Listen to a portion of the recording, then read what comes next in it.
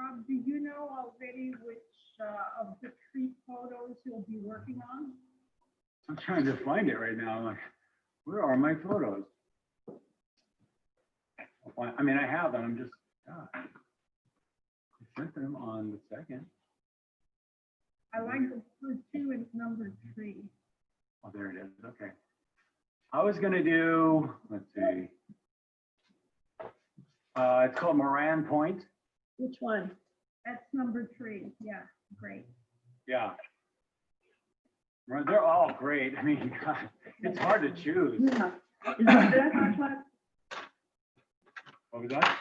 Is it a plateau with 3 trees on top? Yes, yes. Okay. 3 little bushes? Yeah. Yeah. A lot more trees than that. Which one? Which one are we doing? It's called Moran Point. It's just got the big block in the foreground and Oh, yeah. what I was thinking of doing. Let me see the other one. God, that looks nice too. I started it, but it's so hard. Oh, well, we're going to break this down. You'll see. When you break it down into elements, it's not as hard as you think. Yeah, they're all really great. Gosh, it's a hard choice. Oh, I hope you do it because I tried a sketch and a color and I can't get anything out of that, but. You mean the Moran Point? Okay. Yeah. So in other words, you cheated, right? You actually did it before. Well, I thought it's gonna be fun. And after doing it, I said, help. So I'm really looking to your help with it. It's an exercise in value, really. That's what it is. And if we could think of this as a value. What was that I'm saying? Louise, were you saying something? Yeah. I said it is intimidating coming from you, Jane. You're so good and right. And you find it difficult to met somebody like that. Okay. Okay.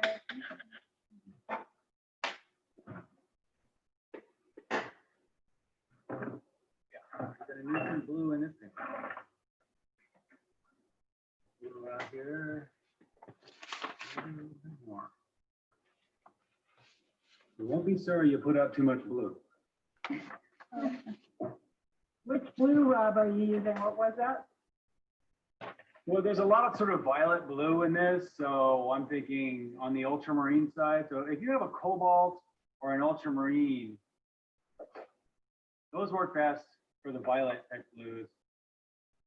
You know, the blues run on the either the red side or the green side. So a green blue, you can still pull something off. I mean, honestly, if your values are right, you can always pull something off. But So, Rob, could I ask you, are you then putting out some of the blue on your palette? I just have it in the wells. Oh, have it like that. Okay, I just have it like that. okay, I just put it right there. right. And that's the kind of ultramarine blue, whereas you know you see these greener blues. That's the Russian. Right. Okay. They're fun to play with in shadows and things like that, but in the foreground. Okay.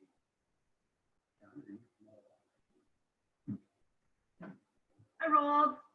Good morning. Good morning. Did you choose a picture yet? Yeah. The one that says Moran Point. Okay. It's not called Moron Point, okay? It's called Moran. You know. I guess no. I thought maybe it was a typo. Did I? There's a Mount Moran in the Tetons. I always did it like I read it wrong all the time. I always make that mistake and I always laugh at myself. You know, and actually that's a word you can't say that word anymore, I think. That's been banned. Is that not PC anymore? I didn't know that. Yeah. Can't say that.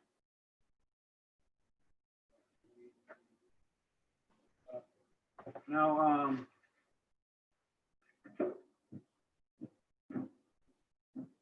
let's get cooking here, huh? Let's get on the,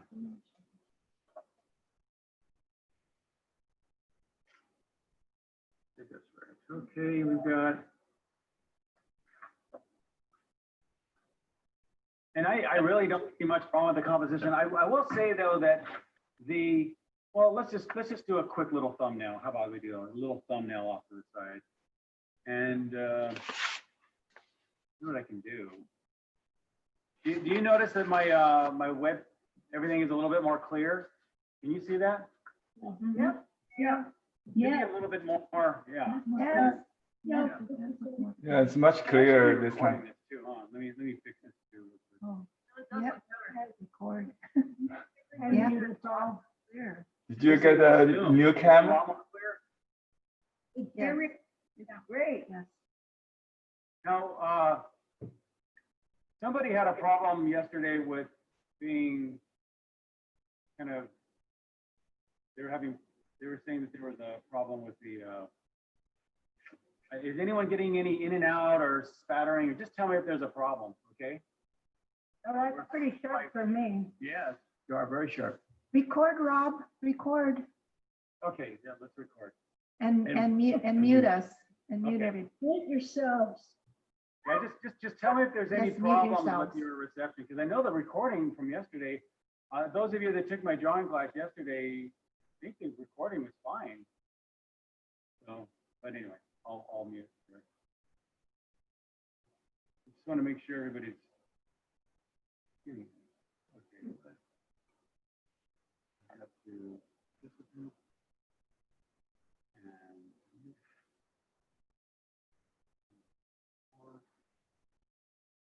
record to the cloud. I have to say that to myself, or I'll record it to my computer.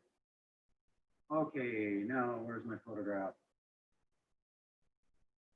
Okay, so I like the fact that this little block is centered and all, but I think it should probably be off center a little bit more. So let's take it to about there and there. So I'm making it off center. And we have this thing over here. These rocks, these mountains in the background there. This is why it's a good idea, excuse me, to do a bit of a thumbnail sketch first. Turn some things up over there. Just to see your arrangement, because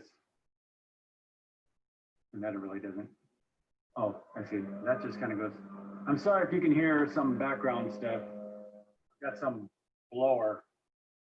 He knows, he sets his watch exactly when I'm about ready to do a class. It's unreal. It won't, usually it's not long. Something like that.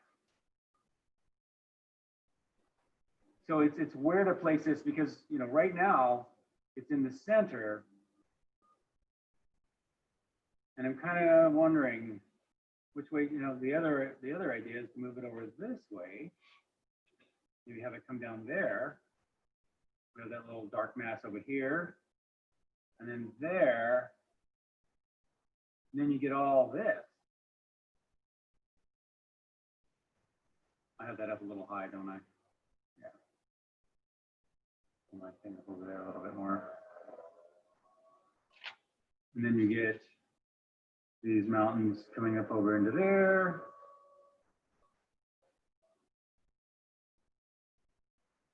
Something like that.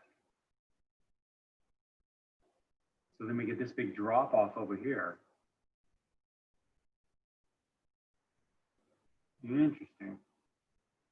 So those are the reasons I do thumbnails, and I do them really quick like this. Just, oh, it is a lot more square of a frame. Just because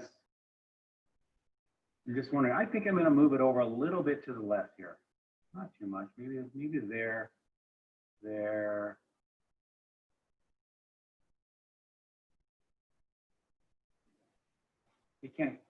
sort of can't help but be centered, but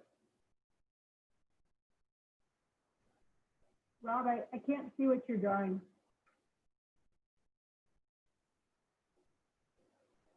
there you go. Okay, I don't bother putting in the rest. Something like this, I think, is the right one. Rob, are you doing the third one? We didn't see it. Oh, okay. Oh, I'm sorry. Gosh, I'm too cropped in. That's why. I'm sorry. So it is kind of centered, isn't it? I can see the problem that the photographer was having. We'll just think about that as we're putting it in. Let's try another one here. So it's about this high.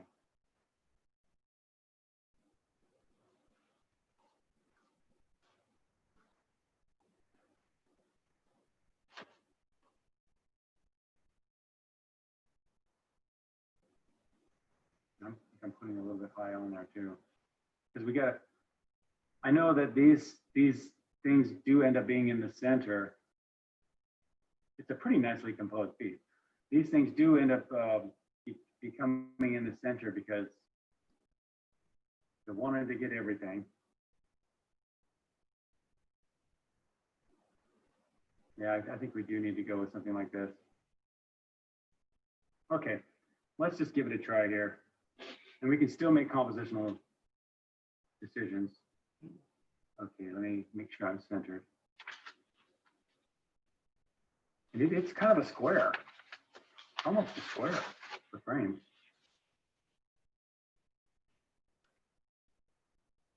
Something like that. I think what I'm going to do first here is just find this back line, because that's what I was having a little bit of an issue with. Where that horizon comes up, and then we have some peaks and mountains sort of breaking in. Okay, etc. And then we have our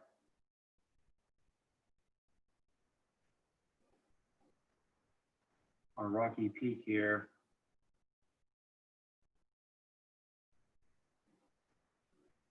And then this off in the background, this little dark thing.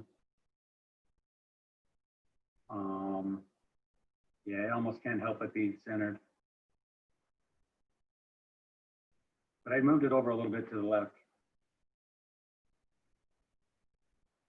So we'll get all this big drop off over there.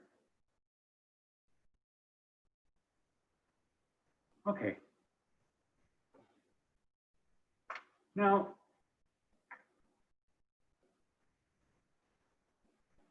and just because this is a value rough, I'm not even going to put in, you could put in a few more bits of information, especially like in the front here. We got the little drop off here. A couple of little drop offs there. Remember, this is a value rough, so let's just not get too obsessed. You know how easy that is.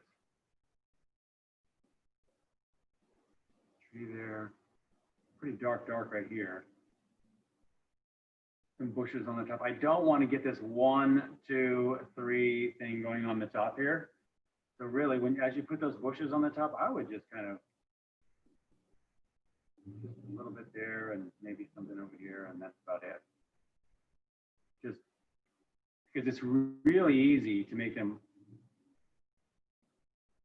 you know, the 3 amigos over there hanging out, destroying your artwork. All right, and we have some plains and plateaus and really interesting little bluff or whatever you call that way back there. Way off in the background too, you get some plains and plateaus and things. Wow, they just never end around here. You could just keep going with those forever. And some interesting clouds. I'm not even going to bother too much with them. All right.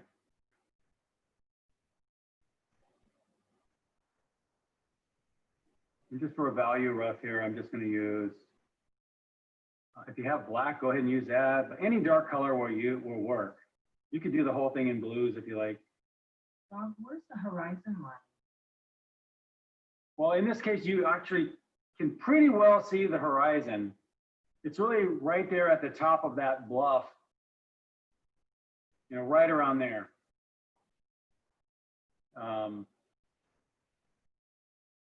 Yeah, the main line right up there, it's got to be right in there.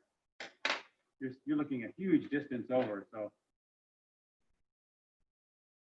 I mean, there could be things blocking it, but I'm thinking it's this main line right there. Then you have that really foggy mountains way off in the background, the last bit of mountain.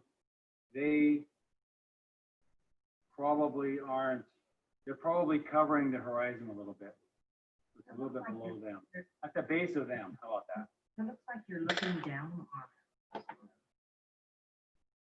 You mean in my drawing, or you mean on the, On the picture, you're kind of seeing the top of the mountain, looking down sort of onto the, well, you are looking down. You can see the top of this bluff right here in the foreground. You are looking down on this.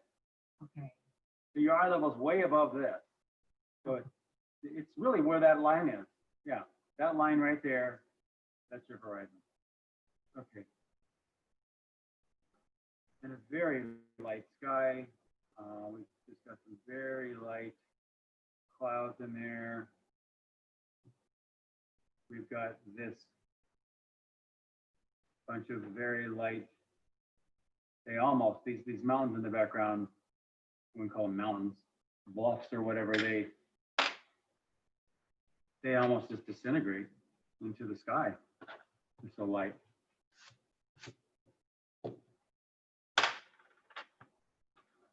And then we get to right under the horizon, which is a bit darker.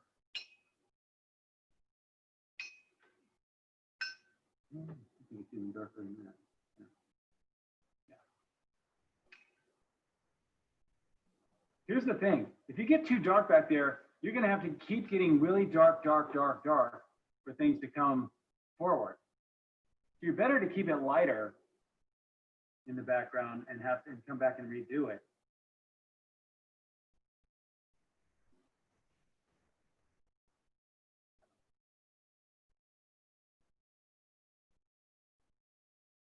A little bit lighter back in all of this big cavern back there, just huge. I don't know if it's a cavern, but canyon. How's that? And this bluff way in the background just gets almost the same value as the background. I would just, but I'm going to leave the light white on this. All right. And then we have this a third range way back here, which is a little dark. I mean, sorry, there's a little range back here that's a little bit lighter than this stuff and this stuff over here. Let's go ahead and make that a little bit.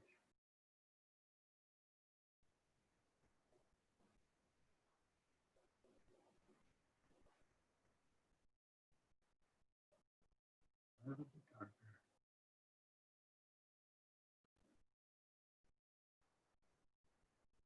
A little bit darker than what's behind it. Now, if they end up being the same, we can just come back and darken them later. But you know, it's watercolor, and you don't know exactly how it's going to dry.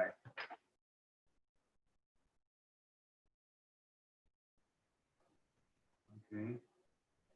So like I say, it's better to make them a little lighter than you might think. You can always come back and pop something a little bit darker in them. Now here we have, I'm going to make these a little bit stronger. Okay, so we have this sort of, this main sort of shadow here on these mountains right there. Shadows off in the background. Shadow, a couple of shadows here, and they get much darker as they get down lower because the lower ones are much closer to you.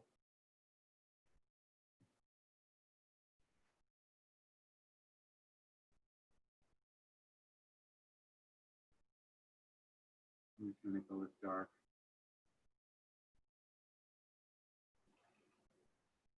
Not that dark.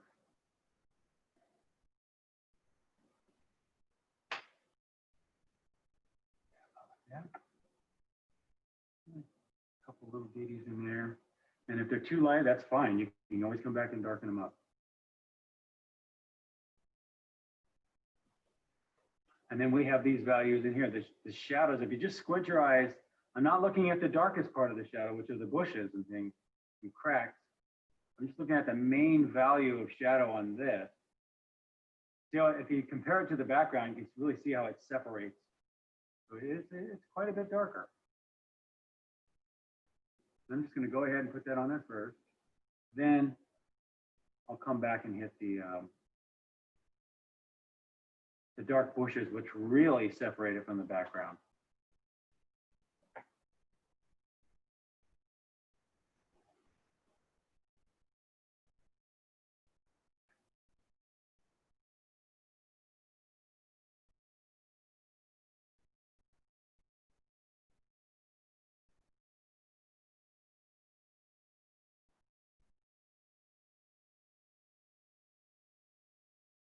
And I certainly wouldn't get too caught up into every little highlight on every little rock here. You're just looking for generalities, if that's a word.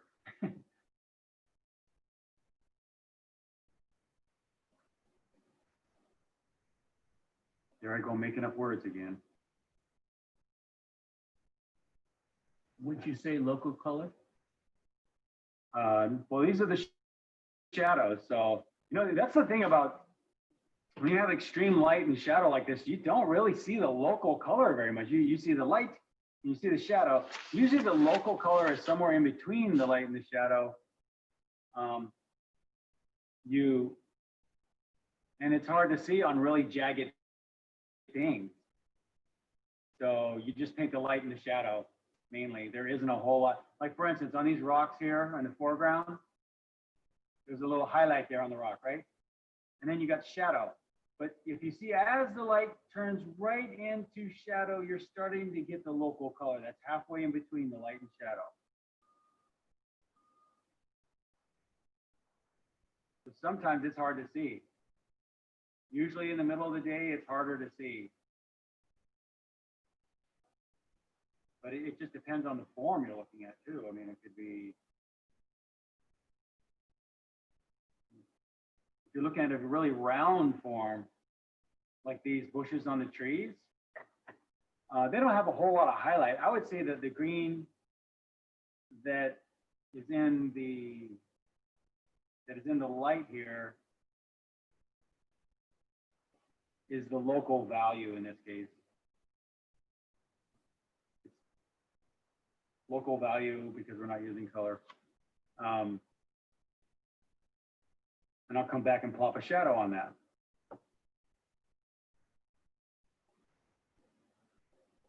And we'll cast shadows on the ground.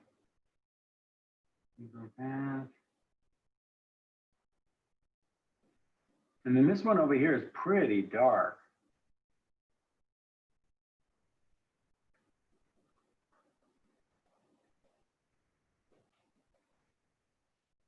And let's just hit some darks in our shadows now right in here. Remember, you don't have to, oh, they're pretty dark. You don't have to hit them as dark as you might think. It's usually better to ease up to them. But on these ones on the top, you know, they're catching like 70% light, maybe more than that.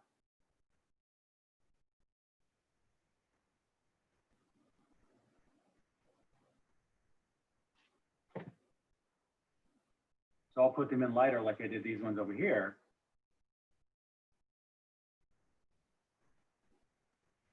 And like that. There's a little shadow on the ground. I get to the ground too much. And then yeah, the shadow on this bush right here is really dark. I want to pop that in there. And here too, pop that in there.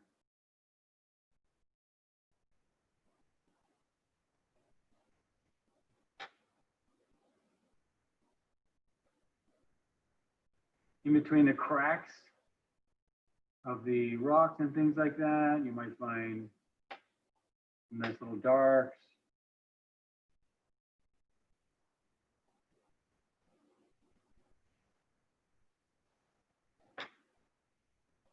These branches and things.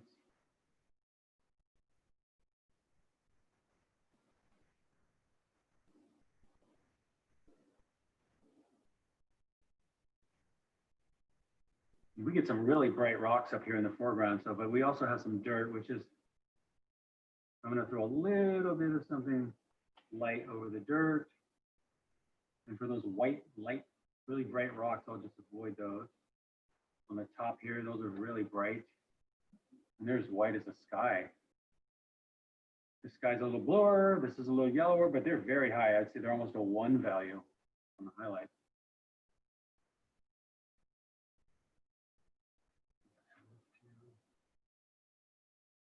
Right. See, it helps to do a value study. Now we can come back and hit some of these a little bit darker. There's some cracks in there.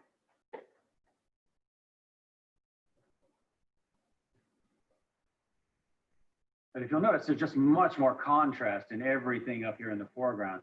So all our highlights back here, we'll have to knock way back.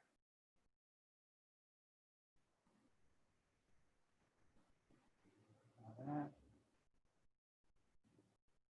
A couple little lows. Now, I'm just going to take the highlight off everything in the background. Because they're not, the lights back there aren't nearly as light as the sky. Everything, just everything down here. I'm using a pretty light value.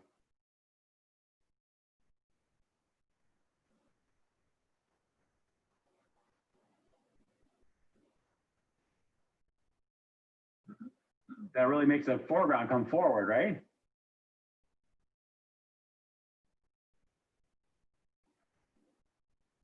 And then we can come back and hit some of these pockets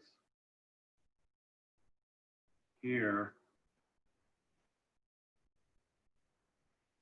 Just a touch darker.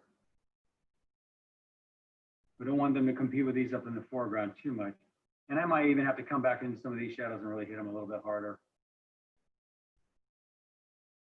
So this is a good piece for value. Because you have the foreground, right? And the middle ground, a lot of middle ground. You got middle ground, middle ground, middle ground, background. Lots of different elements. And you want them to separate.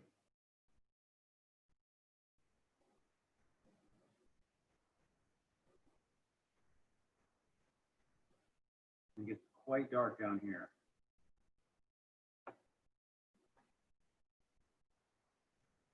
And like most watercolors, you might really have to blast these darks here, really blast them on the edge.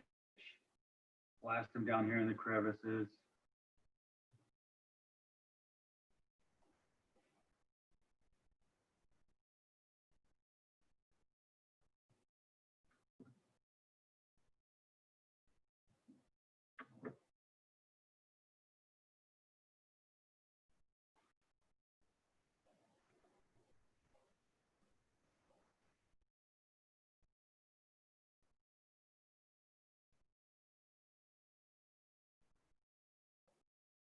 I'm even thinking these shadows right here could be even be a little bit darker.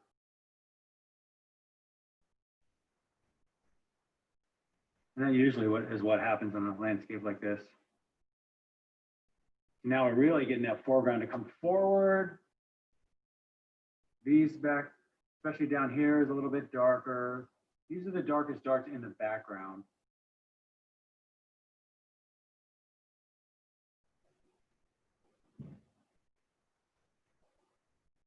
And some of those.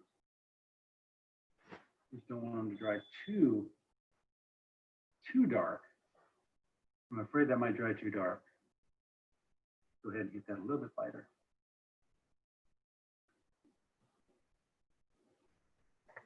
These values back here are really subtle.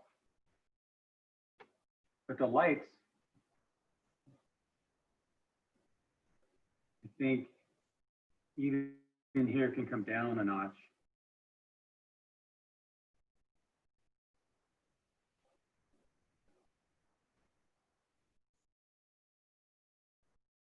Ooh, is that too dark?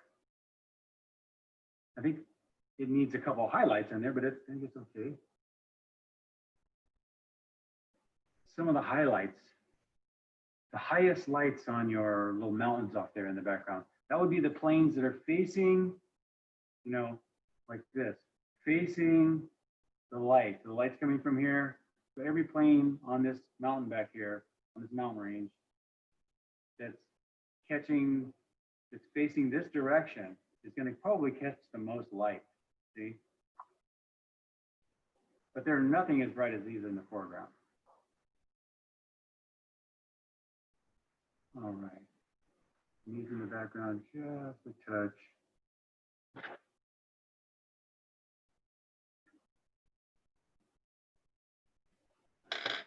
And that's it. And this down here is a lot of shadow down here.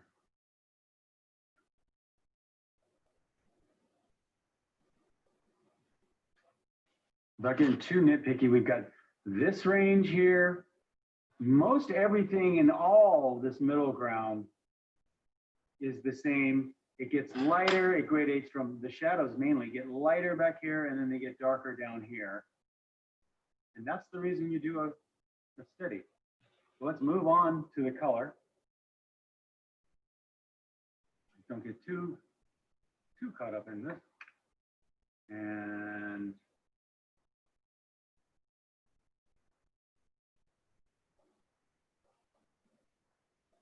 almost a square, a little bit wider than square. You know, people touch off the bottom there.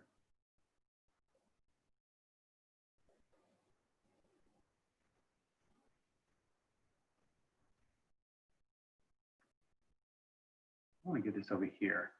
Let me try this. There we go. Okay, so I like starting off in the background better. That seemed to work out better for me.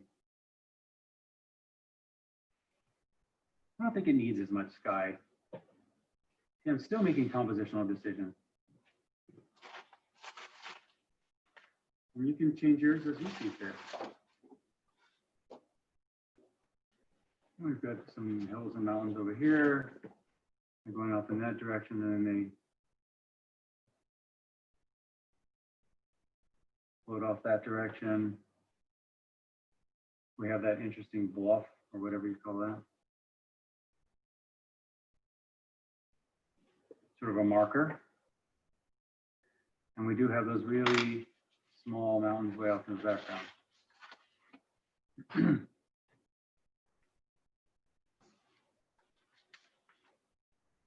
I wanted to make my hill, or my little blocky rock here in the foreground,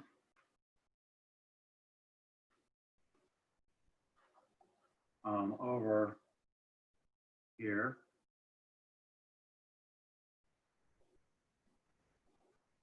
And it is ending up in the center, but it kind of can't help itself, can it? That one's a little off center. How do I do that? I think I made it smaller. Okay. Yeah, about like that.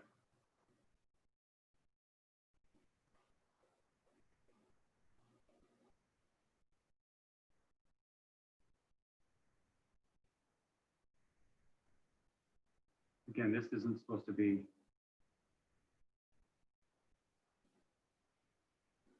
some masterpiece or something, you know, this is really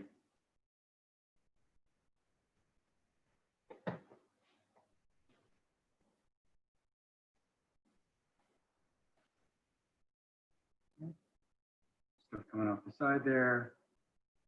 Interesting rocks. Yeah. Oops, like there's a big rock there. I like how this sort of side of this rock kind of, the plane goes down this direction and then it kind of comes across this direction. I like that. Giving us separation of planes. Sometimes I'll literally draw the lines on there, like I just did. I do that just to tell myself, hey, this is going that direction. You should watch out for that, Rob. I'm gonna take this big plant right out of the piece. a small bushy tree. It probably has a name.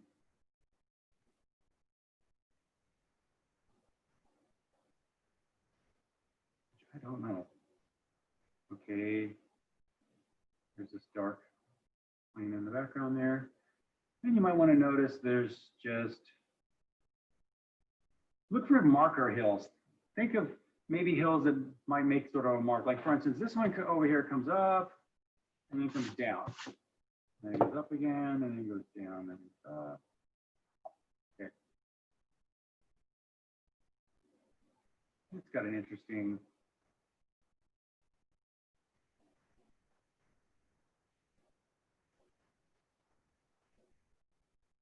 shadow shape in there. Shape of shadow there. And I just look for markers. It doesn't have to be perfect.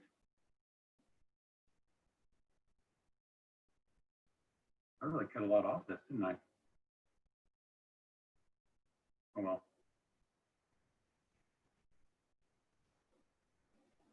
That's fine. You just have all of these plateaus that come off here. I'm noticing this one now. Like another little range in there. Gosh, they just go on and on. I'm not going to get too critical about the whole thing. I do like how this this bluff here kind of bisects the horizon line though. Might want to make a big deal of that. My lines are pretty dark for drawing a sensitive value thing like this, so whatever. Okay. Now, just this color, we definitely have a lot of warm light and cool shadow. Can you see that? You've got like orangey lights here and bluish shadows. So, and in the foreground, we have these yellowy lights and sort of almost violetish shadows. Now, I know everything can be kind of gray and maybe you might have a hard time seeing that kind of thing, but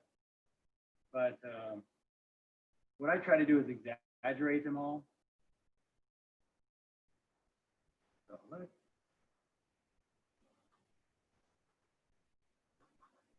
get this black off my palette here. Ugh. Oh, how are you? Where are these pictures from? The Grand Canyon? What was that? I've never been there. I need to get there. Oh, yeah. Thanks. Sure. All right. Now, in comparison to these colors down here, you are getting a little bit of green in the sky, and I think this sky would be maybe better suited to something a touch greener in the sky there. I'm just going to throw a little bit of a green note in the sky. I'm noticing, and this typically happens too, as you get down toward the horizon, you'll get a little pink and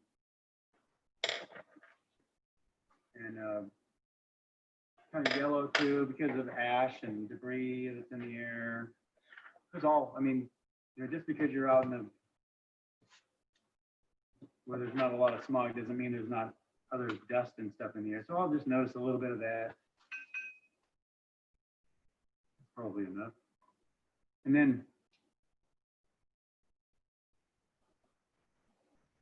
we have this very light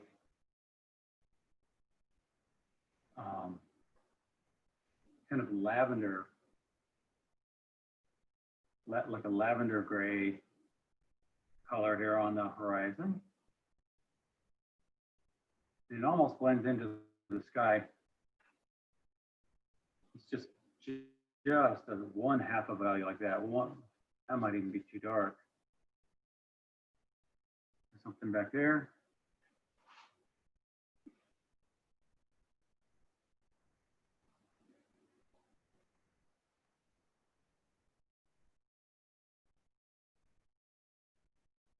And then in these values back here on the canyon wall, way in the background, I want ultramarine blue. And if you use pure ultramarine blue, you can, but I might use just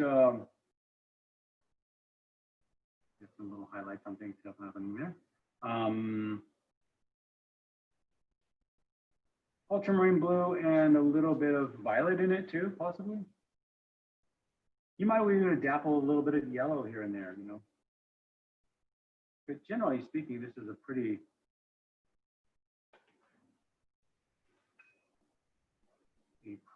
ultramarine blue value color here. Boom. Yeah.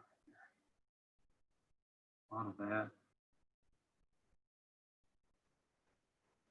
I'm just leaving it light white where I'm going to put my lights. On the side of this little bluff here, and it comes like that.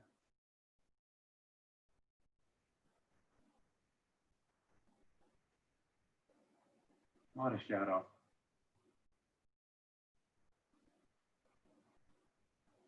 All right.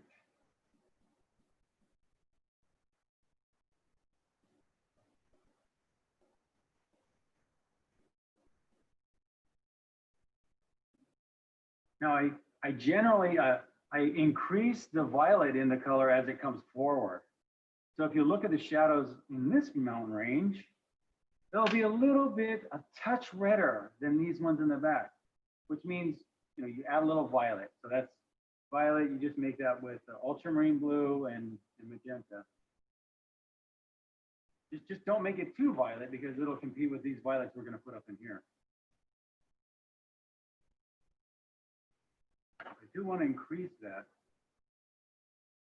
a little bit. And then of course it's a little darker. So that's not dark enough. It's the right color.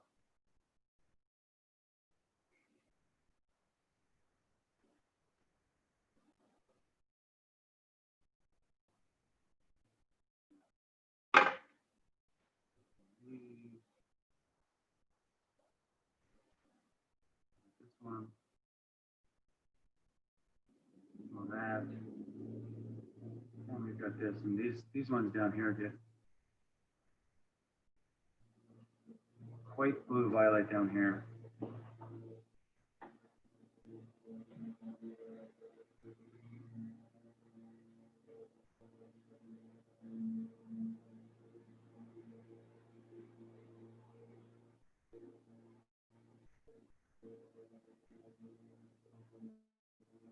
Going back to this value and color there, I have a few behind here. On pull rate. On this mountain range.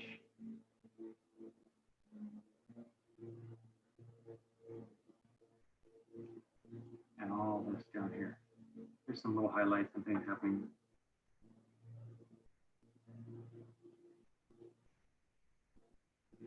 Down there. But they're very dim. See how dim the light is way back there? And then it gets a little less dim, and then sparkly up here. And we do have a really dark over here, and I know it's very gray over here on the side there. But, you know, when you put gray in a color, you can always gray that down. I would use a dark blue. You might want to vary your blue too, you know, maybe a little Prussian blue, and that would be nice. Kind of a greener blue, but it's a nice relief. Nice relief from all that red blue, which would be the ultramarine. Okay. Now, just like I did last time, I'm going to go a lot more violet on these shadows in the foreground. And I want to really get that.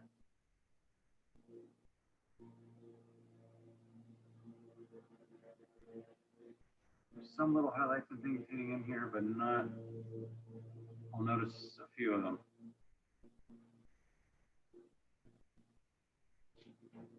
Mostly in the violet family. You know, go ahead and throw in a couple of blues once in a while, though, if you like. Just to mix it up and keep it interesting. Usually one color doesn't work very well. But I'm mainly in a color rough. I'm just painting the dominant colors. Not the subtlety. That's just too much.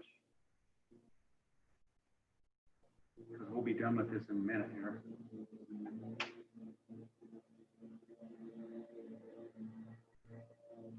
This shadow gets really orangey because it receives, the light hits down here on the ground and it receives all this reflected light in here. So even though it's got violet in it, it's got a whole lot of orange in it. So you take red and yellow and add it to your violet.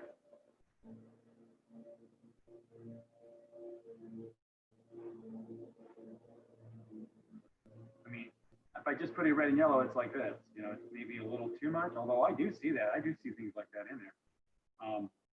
So I'll put that in there. But then I add some violet to that too, see, and it kind of grades it a little bit.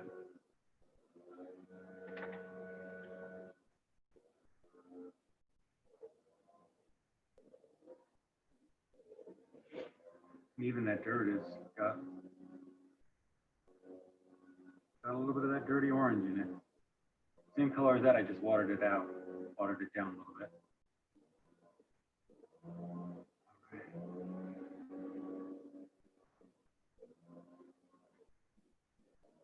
All right. The top here is almost white. I mean, just a couple little areas of color.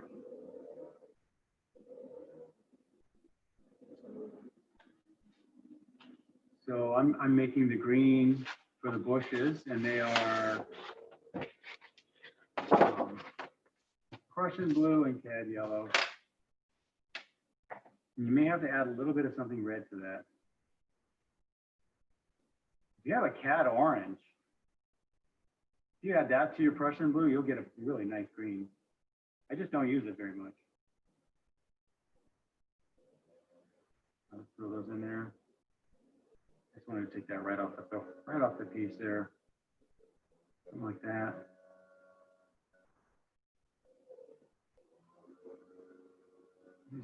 All of these colors will be the same value as your shadows, because we're going to come back and hit some dark in them too. So.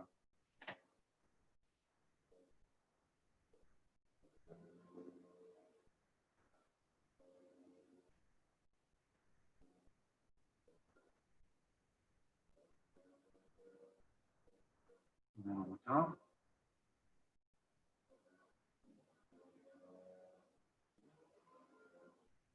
While that's drying up, I'm going to take some orange. Now, pure orange is just going to be too much, so I'm going to add a little bit of blue to blue violet to that orange, and that'll grade again. I'm just looking to take off those big hot values of white on there. Just take them down. Doesn't matter if it goes right into your shadows either. And when I do the finish too, I don't mind that it goes into the shadows. It still looks relatively warm and cool.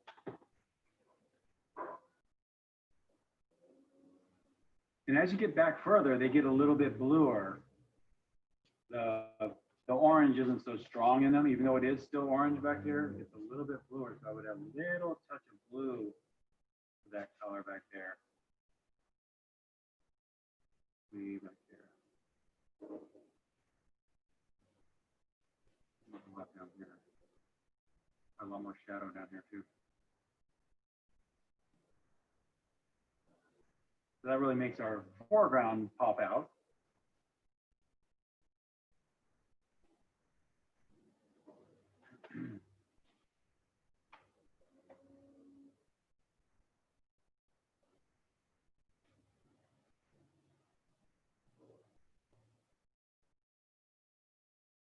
I could come back with some of the darks, and you could use Prussian blue on that, violet, any dark you like really will work in these darks.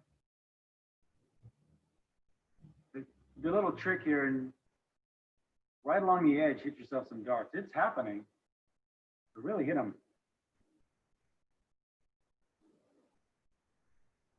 And that really brings the foreground forward.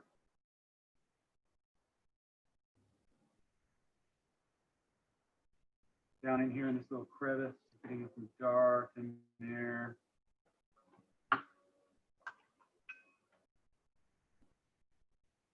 All kinds of little nooks and dark all over.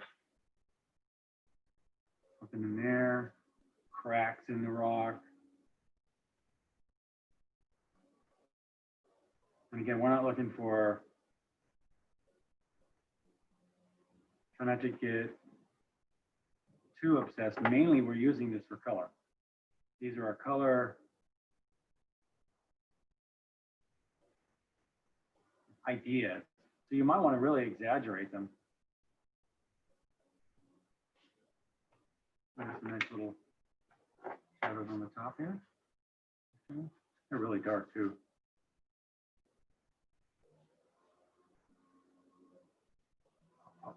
Those in there. Even if you'll notice, even the top, even the part that's in light on these bushes is darker than the background. So I probably need to go over mine, and you may need to do yours too. A little bit darker on the top there. That's why the shadows are so dark. You really have a dark bush. Try not to make those into equally spaced. You know, that's why I brought a couple together. Because I do it all the time.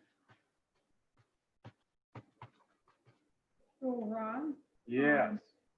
for the top of the big block, how important is it to put these bushes on the top? Would Leave it them be- out if you like.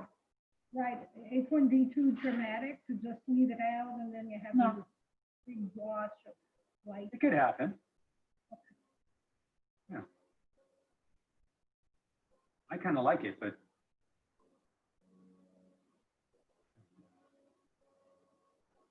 yeah, we got some little cast shadows on the ground. I'd probably go with again, a kind of a violet to blue violet, especially if you'll notice right when it goes over one of the white rocks, it gets really blue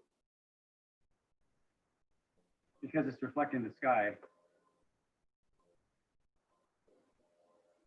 So anytime you have a shadow going over one of these white rocks, like down here, especially on the top plane like that, you really want to hit them in blue.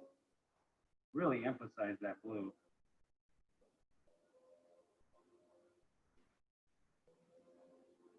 Here, too, here. Here. Now I can see my values of shadow here could even go darker.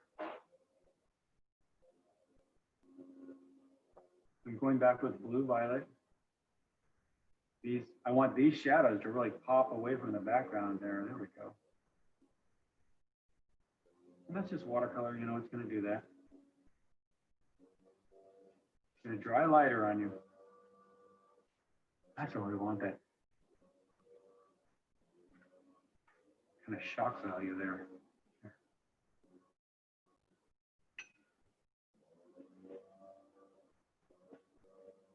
Want it to really come forward. Smack that edge.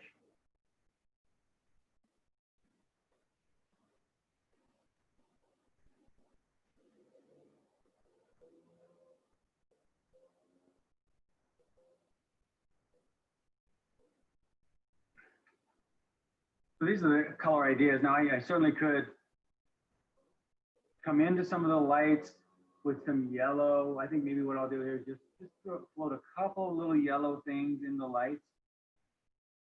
Just tagging. That's really bright. But you know, you'll settle things down in the finish. You really want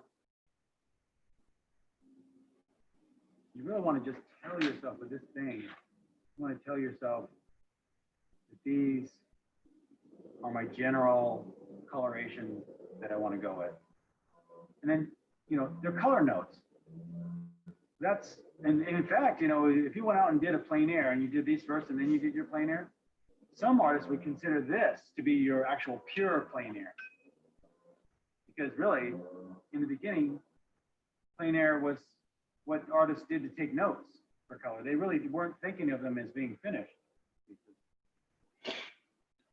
But then in modern times, we started looking at these things saying, wow, that's the raw thinking at its birth.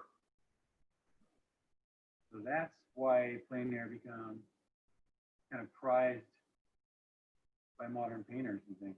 Okay, that's pretty good. Okay, and that'll work for, okay. Oh, you guys looking at my plans? I got all these plans.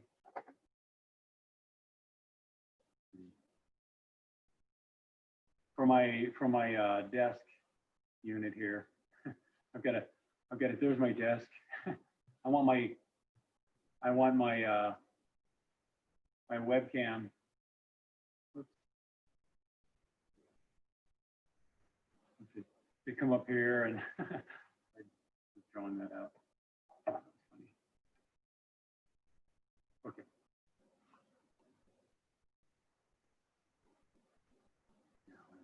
This is what's cool about this. I don't have to move the camera. It does this on its own. I'm just using buttons to push here. I can zoom out a little bit. I can call panning and tilting. I can tilt over this way. Whoops. There. And then there. Whoops. Yeah. All right, I have to go manual here. Good enough. Now it is more of a square composition, so I'll do that. Let's get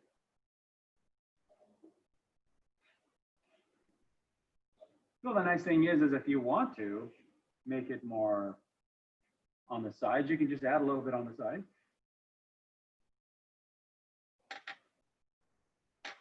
I think it's a little less square than that. A little more on this side.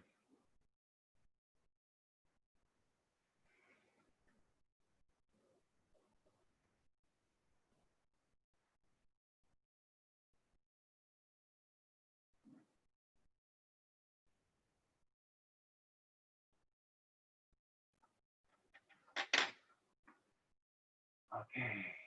And what else?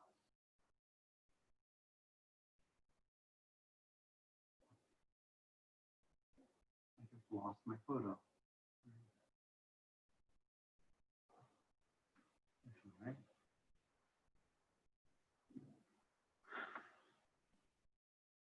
How did I do that?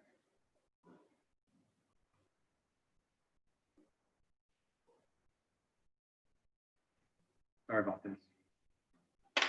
I have so many photos on here, I can't tell. Is that? Okay. There. Okay, let's start scribbling this thing out. So I thought it was probably better to start off with the sky, and maybe even a little less sky than is actually on there. Get more canyon. All right. And we have these kind of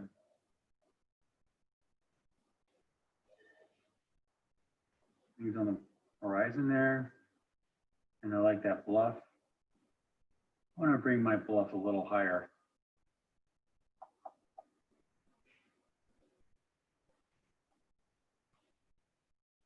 Something like that.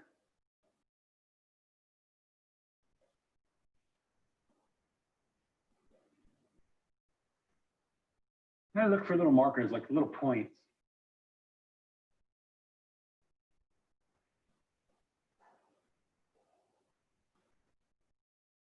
You have these little flat little mesa things that happen in there. Way off over here, you have this mesa that stops there. I don't know if it's a mesa. I need to learn my words. I don't know my desert words. But there's this plateau and it just drops off right there. So I use that as a marker. And then here I have this. Oh, we have the name.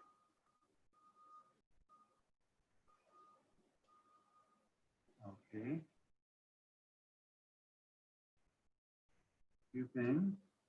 And now in relationship to that, I can put my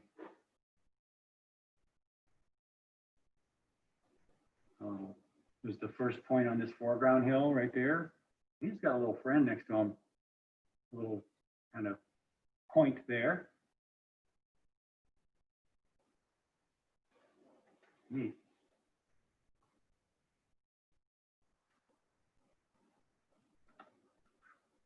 And there's another point in back of it.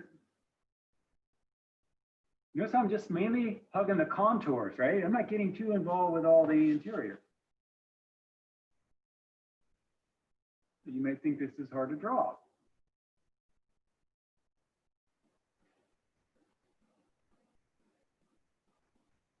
But stay with the contours and it's a lot easier.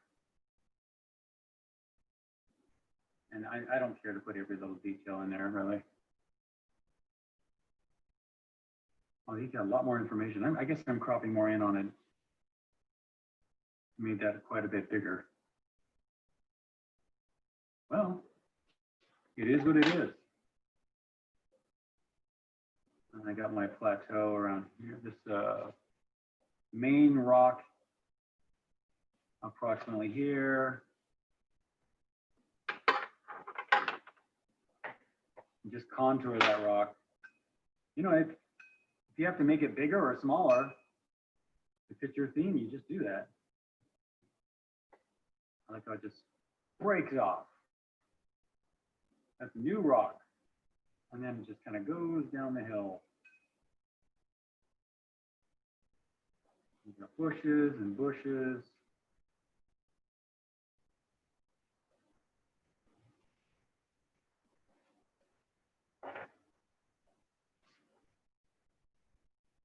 Little rock over here, a couple little sub rocks over there. We're good. And then you've got this sort of triangle thing going on over there.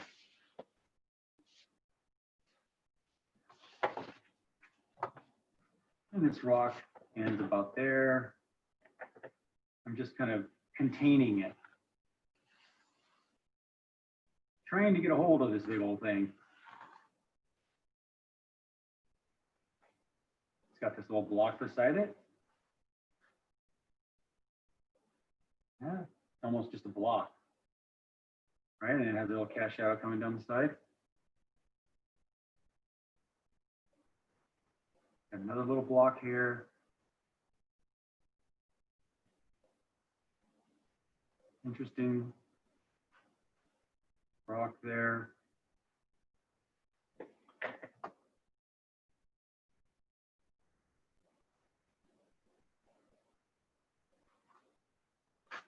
And there's just, I just kind of outline the rocks. I leave out a whole lot though.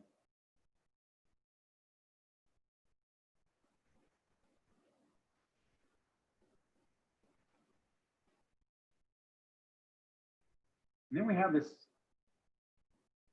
in the end, like a shelf here that kind of goes around like this. And it kind of comes in like that and down like that. So that's interesting. And it's got all those layers to it. It kind of comes down to about here. Oh, I could include more of that if I wanted to. I do like the light down there, so maybe I will include a little bit more of that. Bring down my border. I took some off the sky, so I'm adding it to the bottom. That's what happened. That's the story I keep telling myself. Yeah. See, that's what you do. You got to learn all this stuff so you can make up excuses. I'm leaving that out because, you know, Matisse did, and it was good enough for him, so I'm doing it too. Yeah. Thank you, Matisse. I really didn't want to paint that thing over there.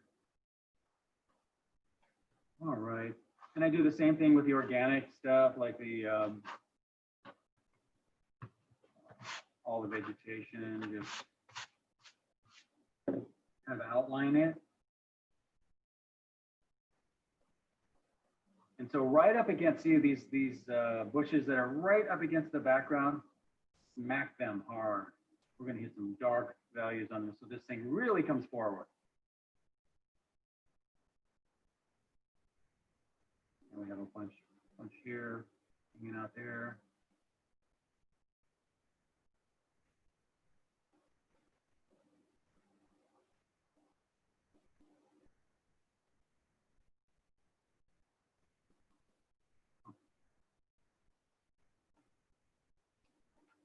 I like this rock right here. Oh, let me give it. Now I just put this rock into a box. It's got a side plane, a top plane, another side plane over here. So this is in shadow, and then all this casts a little shadow over it like that. And I'll just kind of nub it up a little bit. But just like we've talked about before, you know, you're really going to want to think about this idea of boxes and planes. See, they're everywhere. I'll tell you what, after this semester, you're going to know how to paint a rock. That's for sure. You know what? Thank you. You're welcome.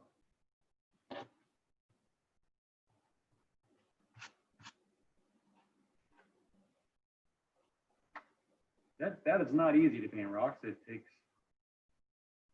some doing. But I went out for lots of paintings and just had these boring rocks. And I thought, you know, I need to really figure this out. So I read a lot of books on it and broke it down into perspective. Now, when you say something, make sure you mute yourself afterwards. I got you. Now we don't have to. Oh, somebody else is unmuted too, huh? I don't know who it is. Oh. Okay. Because you know what? The video goes to your face when it does that. And sometimes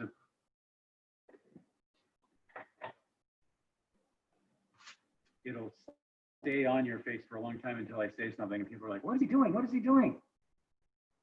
So make sure you mute yourself afterwards. I don't see anyone not muted. Okay. All right. But also in our own screen, and we can go to your screen and the three little dots to the top right, you click on that and one option is pin video. So we can pin your video and no matter who speaks, it's always you who remains. Right. So I have my video pinned. Exactly. That's the way to do it. Just pin my video. I'm just drawing a little tree here, got a little tree there, the main sort of tree. I'll maybe bring it back into the composition a little bit because it's kind of neat looking. So I'll put a couple little things like that, and I liked it kind of coming out of the composition a little bit, so I think I'll maybe even make it a little bit bigger somewhere in that neighborhood. We got a couple of them cropped here too, a couple of bushes kind of cropped, and they make for nice little framers. Things kind of coming in. See, they just point us back into the piece like that. They're just kind of going, hey, look up there. Sometimes I'll do that. Sometimes I'll put like a shadow down below. All right.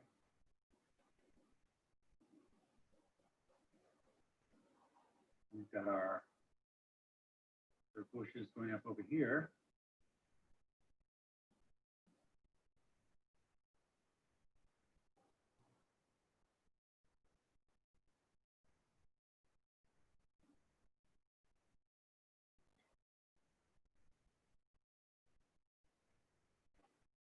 Some rocky things in front of it. And you see the cracks on the top, you notice how almost totally horizontal they are. So if you're going to put some cracks on the top, make sure they're really horizontal and very close together because you're looking really across that rock.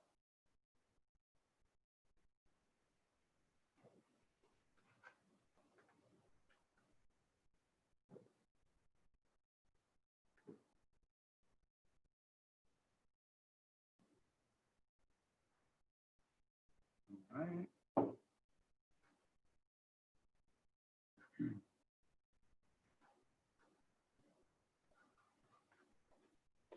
And we have these little steps too. They go up and then down and then down and then down. So you can make as many little steps as you like.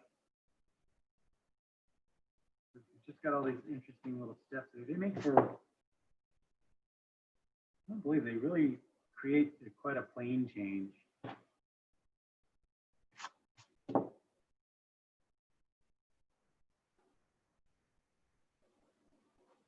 This one goes over here, goes out, switches back, comes down, see?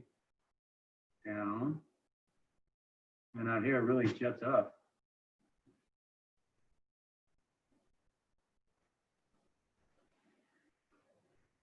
By the way, I am getting a lot of people asking me to when does class start up again? You know, as far as the plein air Wednesdays when we go out.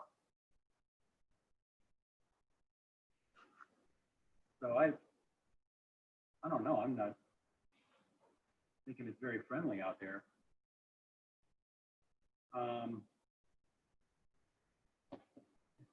It's probably safest right now not to start going out. I know, and I have this big feeling they're gonna shut everything down again. But I noticed I tried to go out painting. You can't get into Eden Canyon. I mean, unless you have an appointment. But you better book that a week in advance, or at least a few days, because I noticed the whole weekend was taken. You couldn't book anything during the weekend. And I looked a week in advance and I couldn't book anything there either. So, and then the Arboretum, you have to make sure you get that. That's like a big problem. All right, so anyway, okay, so I'm gonna go back over here and I have this little shadow going out that way. And this casts a shadow kind of going out that way. All right. So that's like I would call that a marker shadow. We also have a little sort of sub shadow off this. This little peak here. And then there's a big hollow in here. I have to really get up there and check out what's going on, but we have that.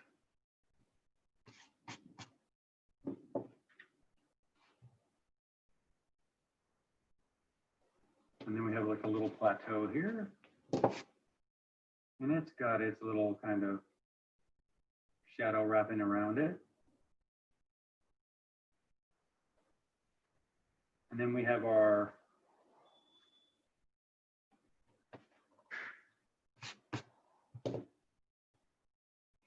pointy mountain there. Some shadows back there.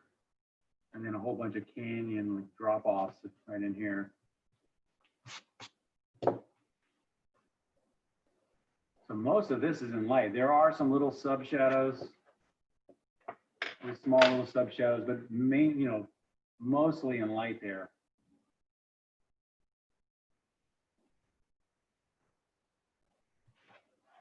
Right, we do have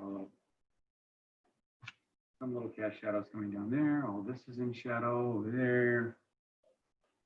We have just little plains and plateaus with shadows coming down the sides back here, really horizontal.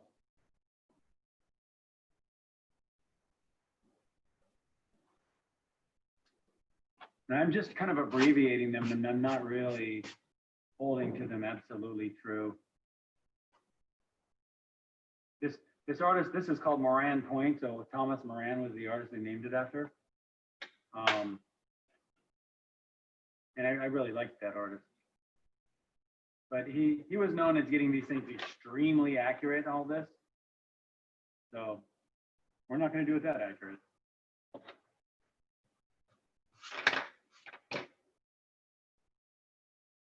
Over here, there's very little detail. So don't put it in. I did notice there's a couple more neat looking rocks over here I want to include, and then we'll get to painting.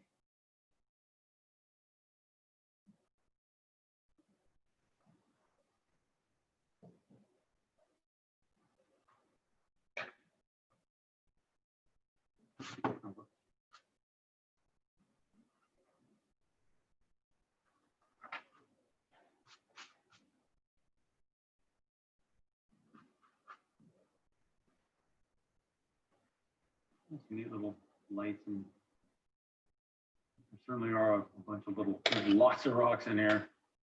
Abbreviate.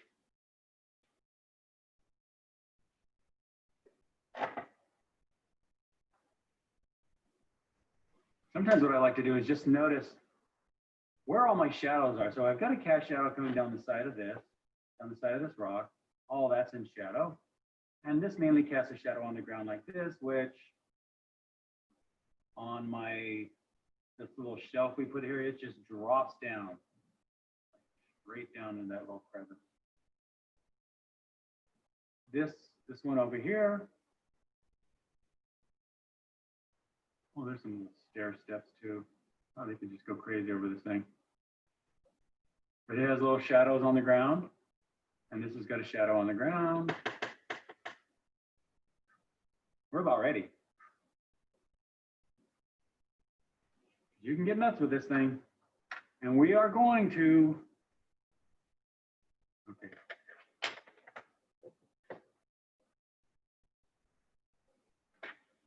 I'm going to start with the sky. You know, if you like, what you can do is just lay down some water. There's not much to that sky. If you want to put in more clouds, please do. I'm not going to put in too much. I'm just going to lay down a little bit of water.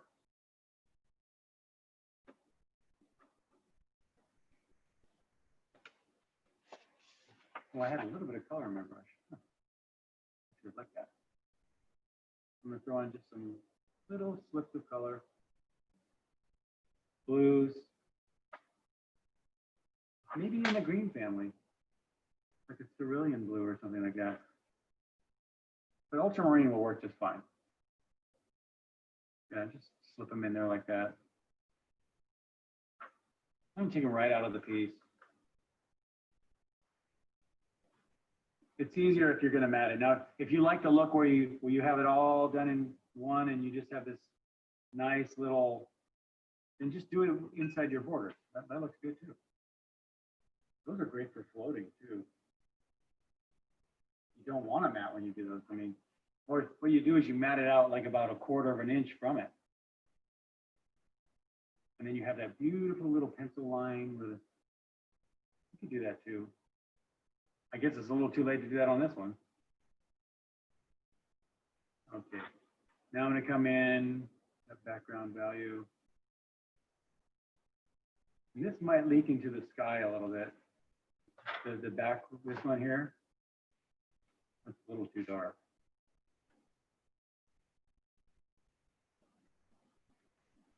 And I don't really care if it does leak into the sky a little bit.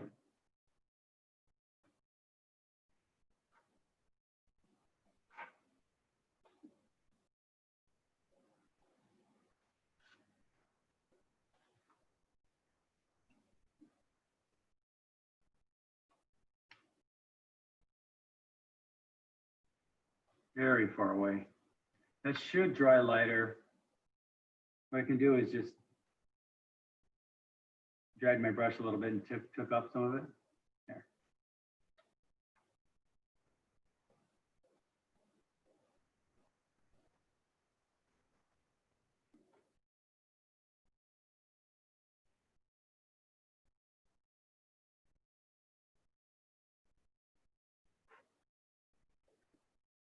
Okay, so way off in the background,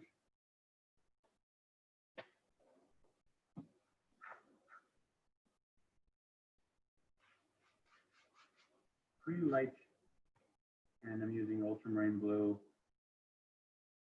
And I'm graying it with just a little bit of orange. Very little though. Mostly blue. Could have got stronger with the blue, I think.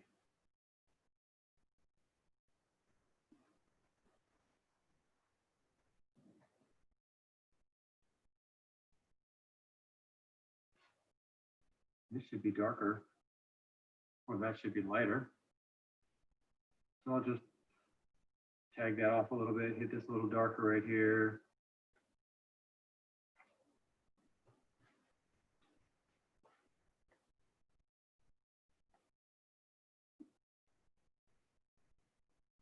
see how light things dry, so you have to account for all that. All right.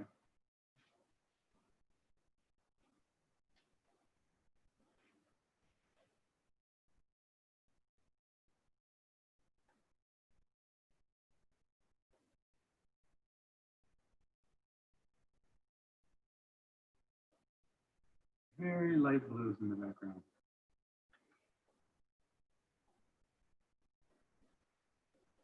And then every time one of these little triangles comes out, it'll have a side to it. So like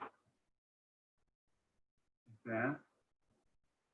And there's a right side will catch a little white, and the left side goes in shadow.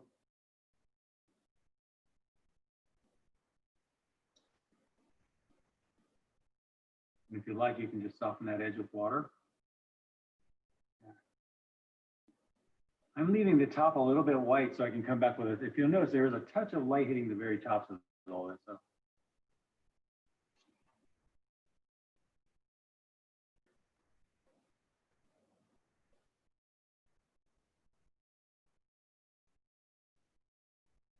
What have we got here?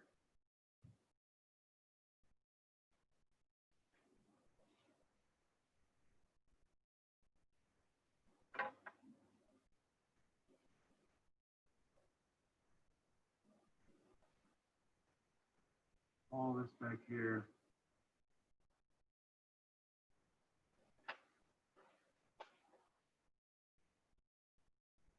I'm not really changing the color very much. If you do, you'll see a little bit more violet here and there, but I'm going to take this right off.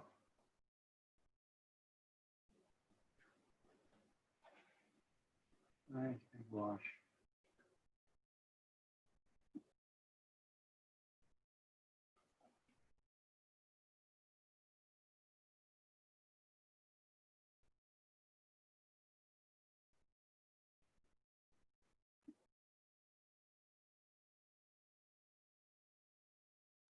Oops. A little dark to be that far away. Get that with a little bit. There we go. And right. We've got these really horizontal shadows going horizontally.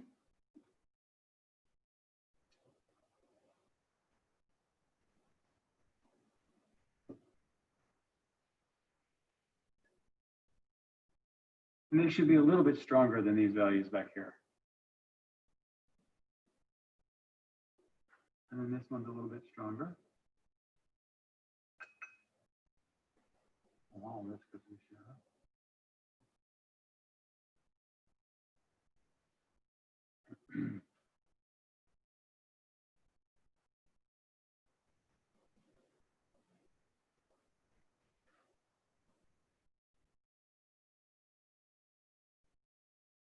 You can use some dry brushing too. The dry brushing is great for getting that little texture of the rock. So we could do that way back here to just kind of, same as we did last week on the mountain. I pull that dry brushing right over the,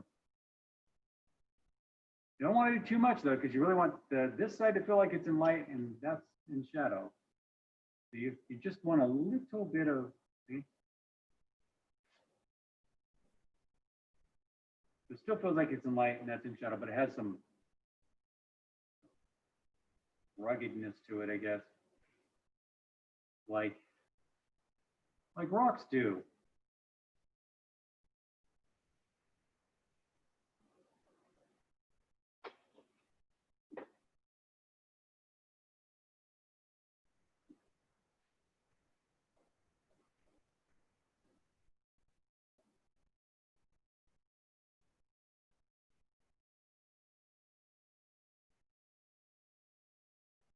Just indicating things here, not slavishly copying. Kind of being led by what you see, but not,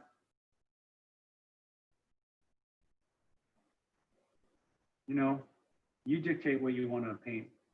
I'm not going to put a lot of information back here. I'm just mostly using this for background. And I don't want these values back here to compete with these, so I'm really gonna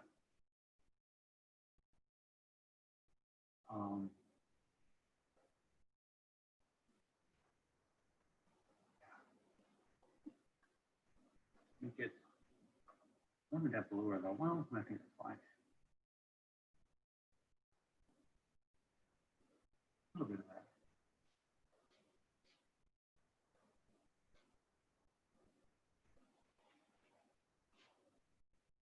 Yeah.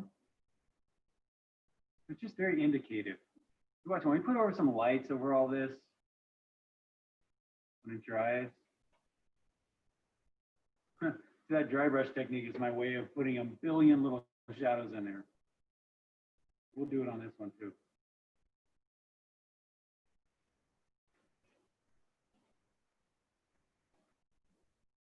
So I'm going to get more violet up into these shadows, but not nearly as much as we're going to get up in here. So I still want to keep it a little bit bluer than what I'm putting in. You want these to be a darker value.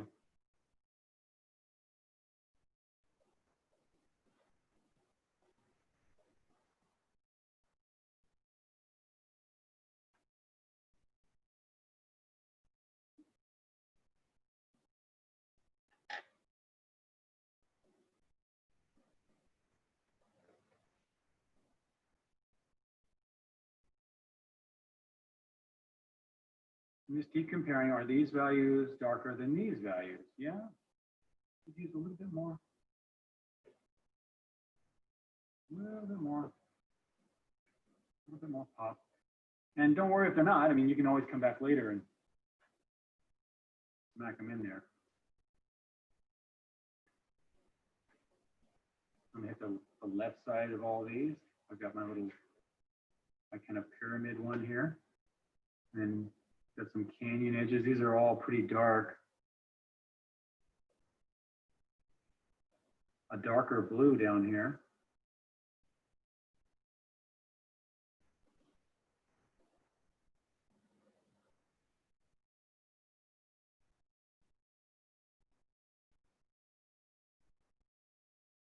And then so these mountains way up here over here are quite a bit lighter. These ones over here are quite a bit darker. So come back in some of these shadows.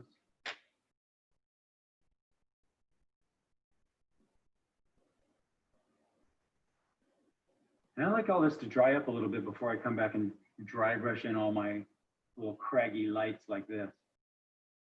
We'll give that a minute.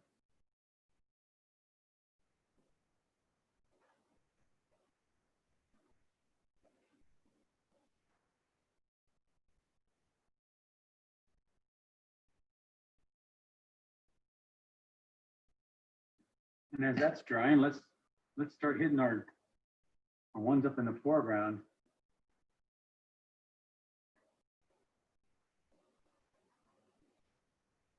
A lot of blue violet in these. I'm just going to come in pretty strong. Oh, I thought it was stronger than that.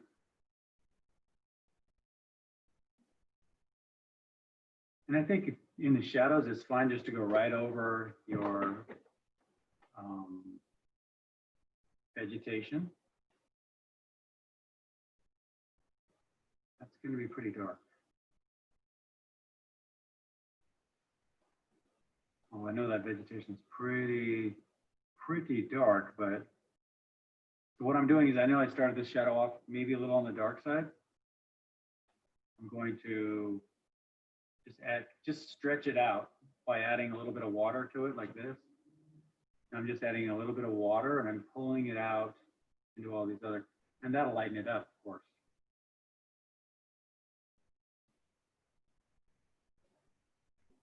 And I kind of already outlined all my shadows.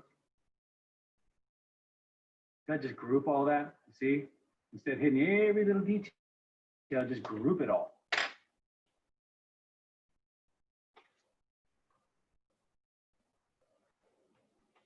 Right, and this guy here is a little cast shadow over him, and all this is in shadow, and all that's in shadow. Right, I drew my little cast shadow line right there. All this casts a shadow over there. And this catches light. That catches light.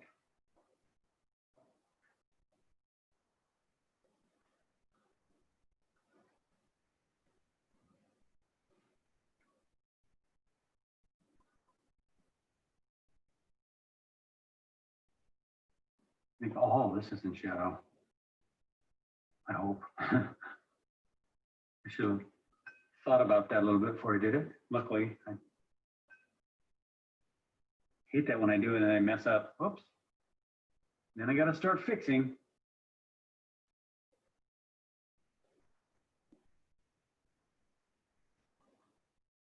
I'm just grouping all this shadow together. I'm pulling it all together. I could use probably more paint. Oh, more paint. Okay, this one has a back to it. And cast a shadow. This one has a back to it. Down. All this goes into shadow. We kind of loop and then turn the corner there and we get a little shadow behind this rock. Very light shadow. I could notice that, but I might just tag out a little bit of light on there and hit a little orangey reflected light in there. We could do that on a lot of this. Why not? Just pull in. Oh, this is some shadow.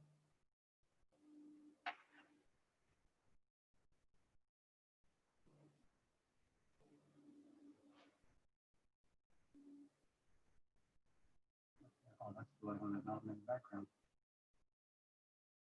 I know it gets a little bit hard to keep track of everything. I understand. I can hear the questions. I can hear the, because I'm doing it myself. Little shadow from this little tree right here, and it steps down and goes and steps down. And there's some stuff in there. So does this one.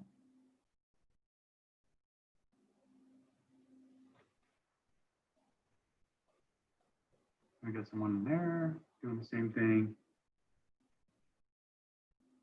These shadows in here, we were going to kick a whole bunch of yellows and oranges for that reflected light, which is just gorgeous. I'm going to go ahead and throw it in the same color first. Just like that.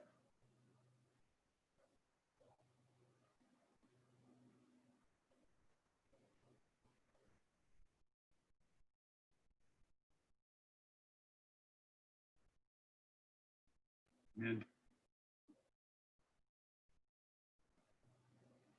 throw in some orange.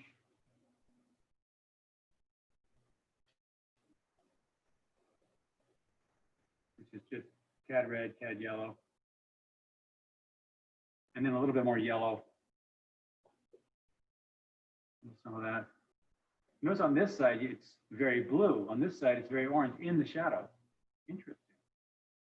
That's just reflected light working its magic. You can kick it up though. I am seeing little bits of reflected light in here. So I'm going to tag a little bit of yellows in here. Not too much, but I haven't seen touches of it. Because it hits the rocks and bounces back up into there. So you never know. And if you like it, just put it in anyway.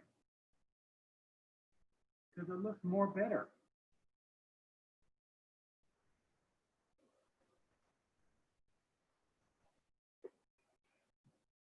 Right.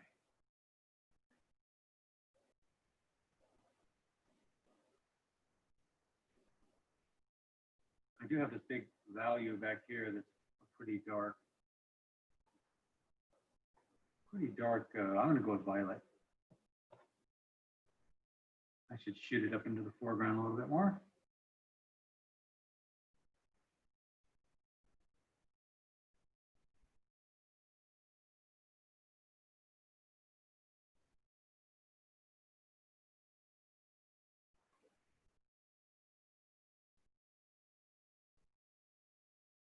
And it really does get dark in there.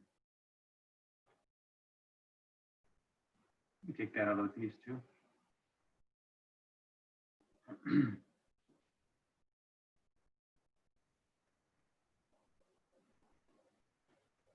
Now, I certainly don't have every shadow on there. Wow, there's a lot of shadows. Little rocks and things in here. Bits and pieces of rocks and in here too. And a lot of those rocks have the orange in them as well, the yellowy orange in them as well.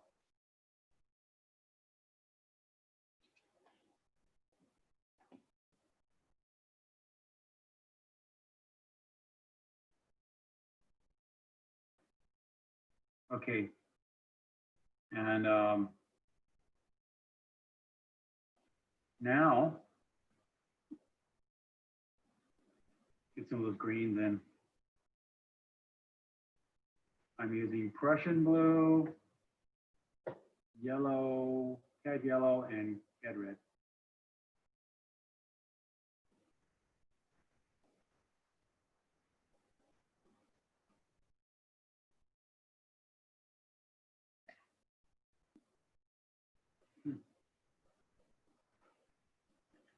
Let's see, what happens to my brushes? Where are they? I just had it a second ago.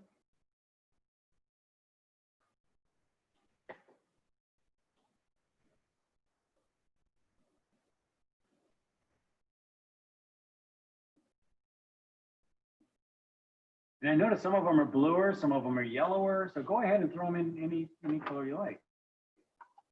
Mine's coming out kind of blue. I like that. You know, if you throw them in sort of dry brushy like this, see, just looks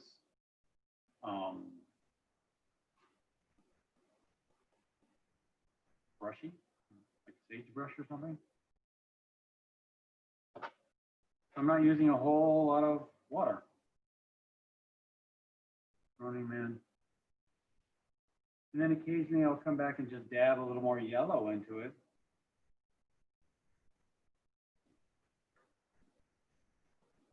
A little more yellow. Kind of paint it around. Yellow. Maybe some of these ones will be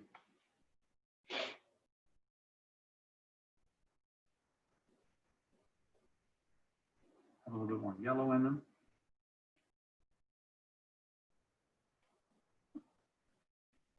And even though these ones are in shadow, I'm just going to hit them anyway.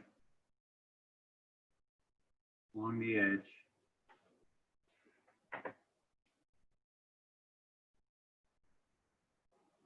These ones too.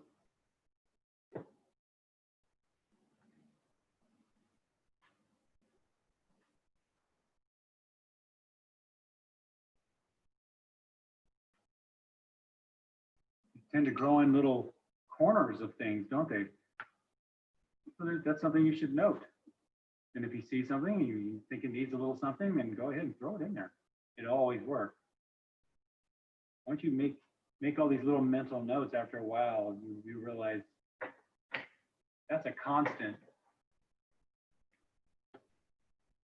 Because the plants will find areas where they can have the most success.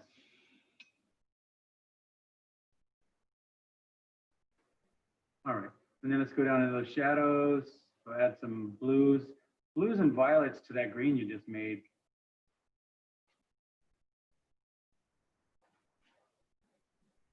Really, if you get the value right, I mean, it almost doesn't matter. But I'm going to throw them in a sort of dry brushy manner too.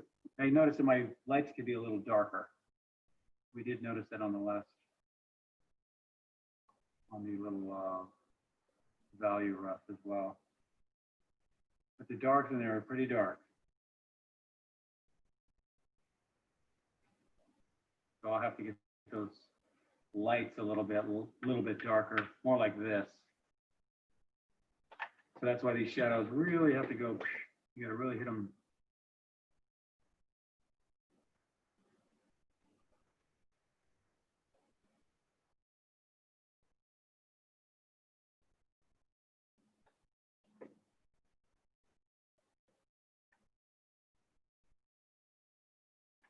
kind of abbreviated.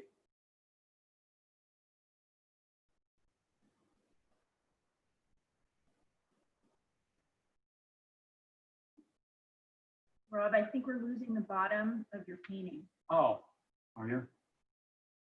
There you go. Thank you. Thank you. Now, yeah, I'm only seeing my painting up there and on a really small. Yeah, I can see that now. Yeah.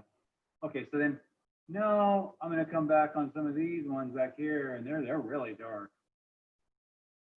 In a very dry brush manner.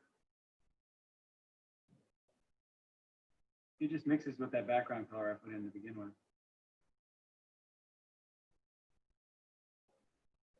And really separates the foreground from the background.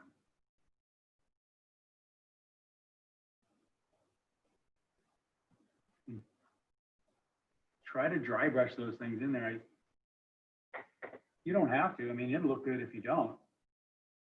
I'm thinking a dry brush would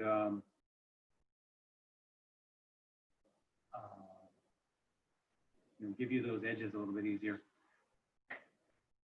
Yeah, you notice at the base of this little drop off here, you get a lot of stuff right in the crevice. A lot of little brushy things in there.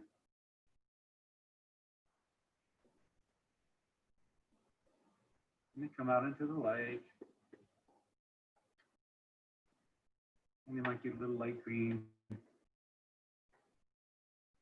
In there.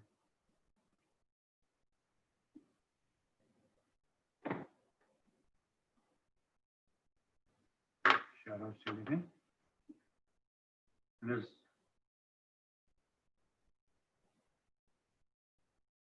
certainly lots more we could do. But basically all we did was we took the land and gave it shadow. And we just left it white where the lights are. And then we put in the vegetation and gave it shadow. All right. Now, while that's drying, I'll go back, way back to the back of the painting and give some soft orange light. All that very, very light over my light. Try to cover that white too. If a little bit of it gets in your blue, it's okay.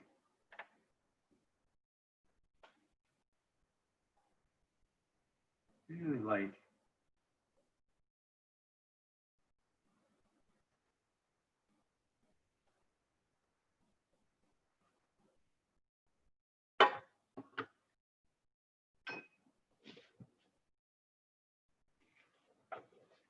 I just used orange with a little bit of blue in it.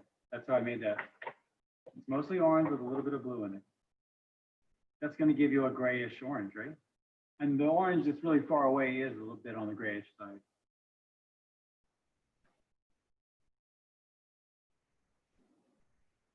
And I'm just going to take that over the whole thing. That's easy, right? We like easy. If you take too much into your blues, though, it will kind of kill your color because, you know, the orange will gray your blue. So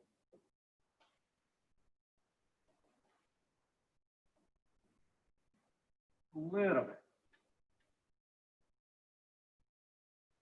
Maybe on the highlights too, on the parts, like on this bluff, maybe what I'll do here is just smack a little light right on the part that's facing the light. And I can do that on all these little surfaces. Anything that you see that could be facing up toward the light a little bit. You know, that's at this angle, like this is at that angle, this would be at that angle, this. Maybe these guys in the background.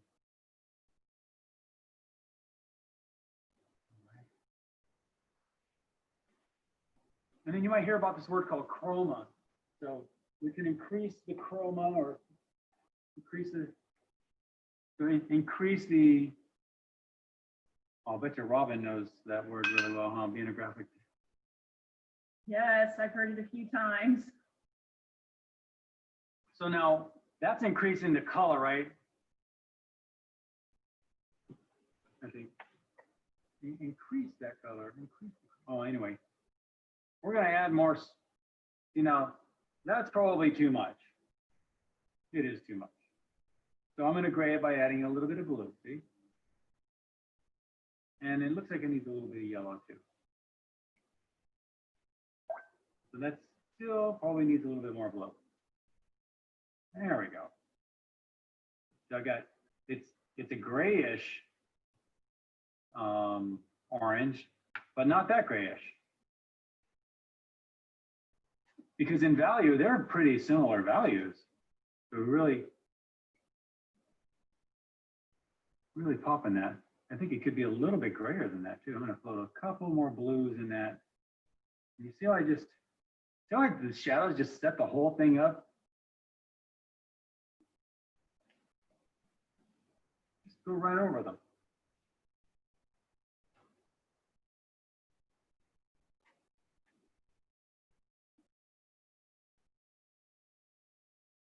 Probably a little darker than that too. Sorry, Rob, which Yeah. mix do you use for this again? Just take a yellow and red to make your orange, and then add a little bit of blue to it.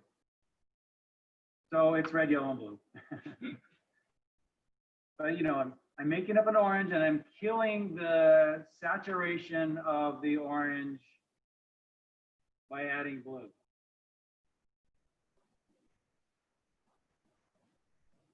So in other words, if the color gets too saturated, I think you can go darker too. The color gets too saturated like that. Or then let me make it. If I put it in like that, you know, I really need to kill it. So the way I do that is by adding a little bit of blue. Ultramarine blue, I think, would be the better blue. And it's kind of good that you get all kinds of watercolor effects going on in here because it's a craggy type situation. You'll find too, if you keep going over stuff and keep going over, it will start lifting up what's underneath it. So I don't want to hit this too many more times.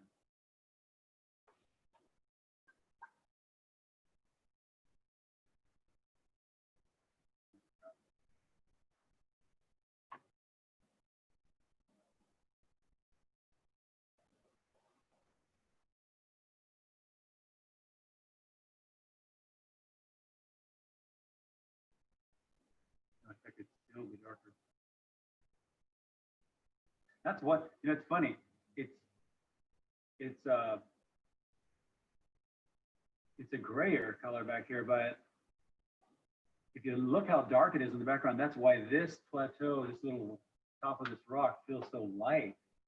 It's because it's darker back there.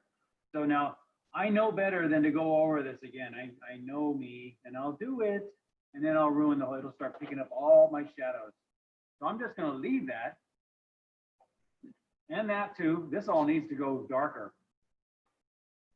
But the thing is that if I go over it now, if it's just in that damp stage, it'll start lifting off. So I'm gonna work on this foreground. And you got lots of really golden things and light orangey things happening up here. So I'm gonna go off into the cad yellow, almost any red and yellow you can use. So maybe use your, occasionally make an orange out of cad yellow and magenta. It'd be a really nice orange. And then maybe try an orange out of cad yellow. Did I say cad red and magenta? I'm sorry. Cad yellow and magenta, I'm sorry.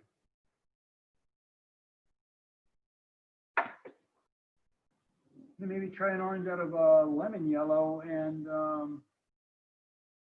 magenta. See what that looks like.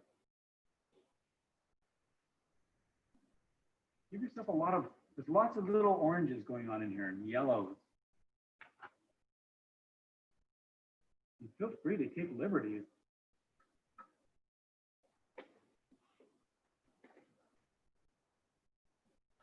add red, lemon yellow. See what that looks like. All right.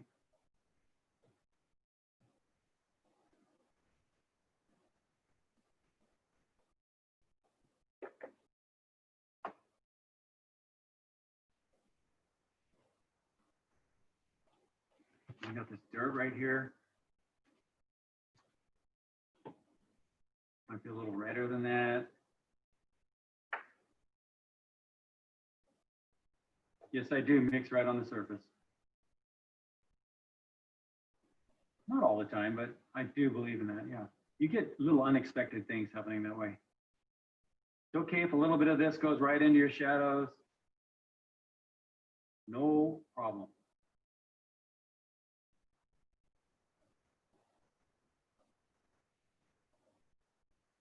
And this might turn out a little bit on the saturated side. Really easy just to glaze little violets in there like this. See how that grays it? See? I can take that down in a heartbeat. But I'm a Fauvist at heart. You know, I always want to throw in the more saturated colors first. By the way, it's much easier to gray a saturated color than it is to try to take a gray color and make it saturated. Right? Yeah, it's easier to gray this than it is for me to take something that's gray and try to make it saturated again. That's tough.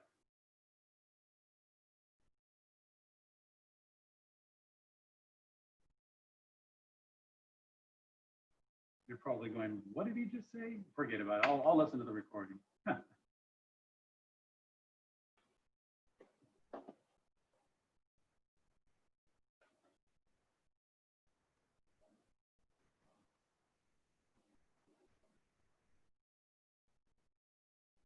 Warm lights. Some of the lights get really bright. You could just leave them white.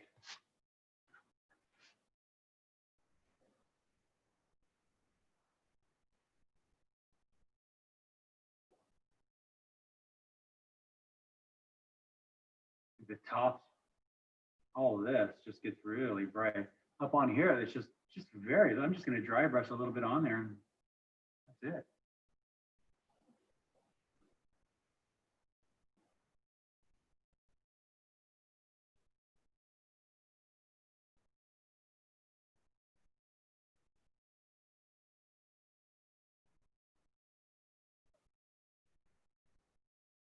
What are we doing back there?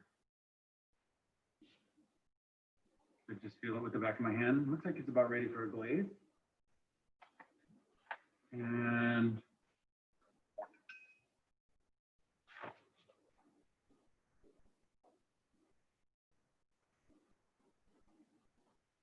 I think this shadow right here could be darker.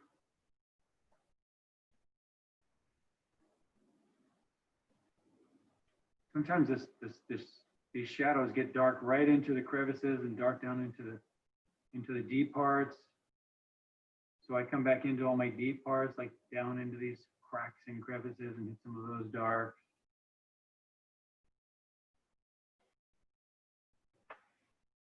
Just around things. Don't hit it on the top. Hit it down in the bottoms, like down here. Little things. At the base of things.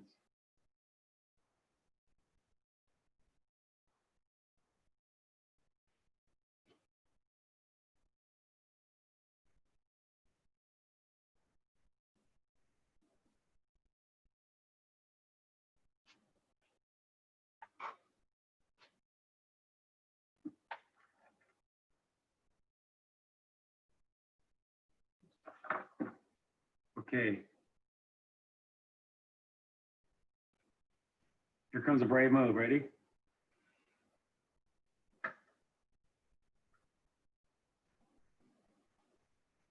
Ultramarine blue. I'm getting a lot of ultramarine blue because this whole background needs to be darker and darker in value. Can you believe I just did that?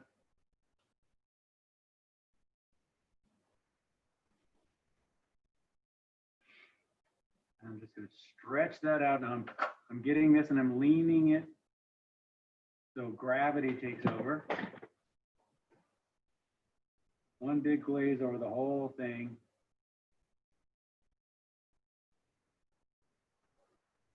I think ultramarine blue. I wouldn't get too fancy with the color. And just, I need that, see how that pops out my foreground? See it? I knew it was gonna happen.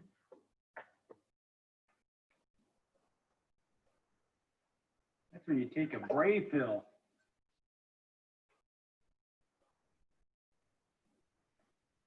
And now you pray.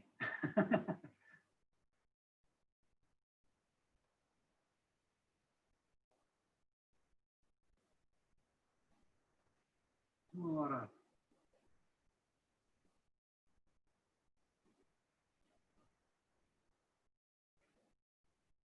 please do what you're supposed to do, because if you don't, everyone will think I'm a fraud.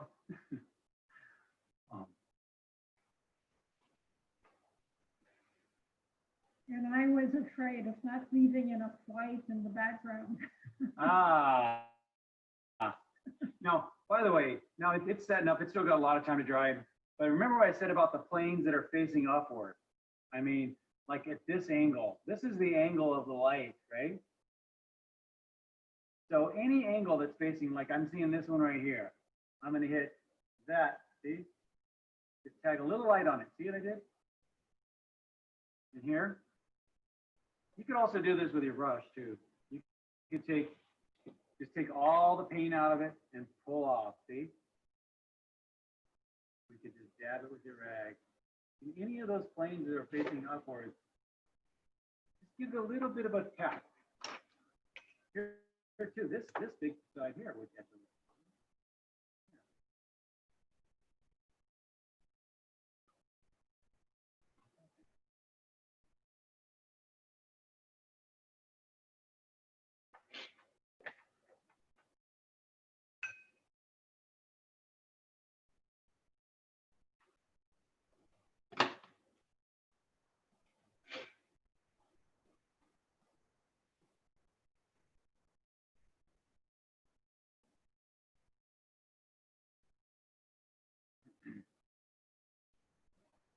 And now you can kind of start staging it too. Like I said earlier, this bottom part here gets a bit darker. So we can just start taking a little bit of dark stuff down into that.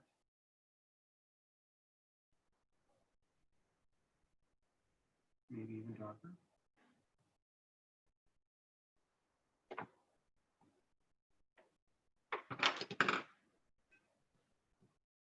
Oh, I used to drive art directors crazy when I would do things like this. I secretly loved it. Especially the snobby ones.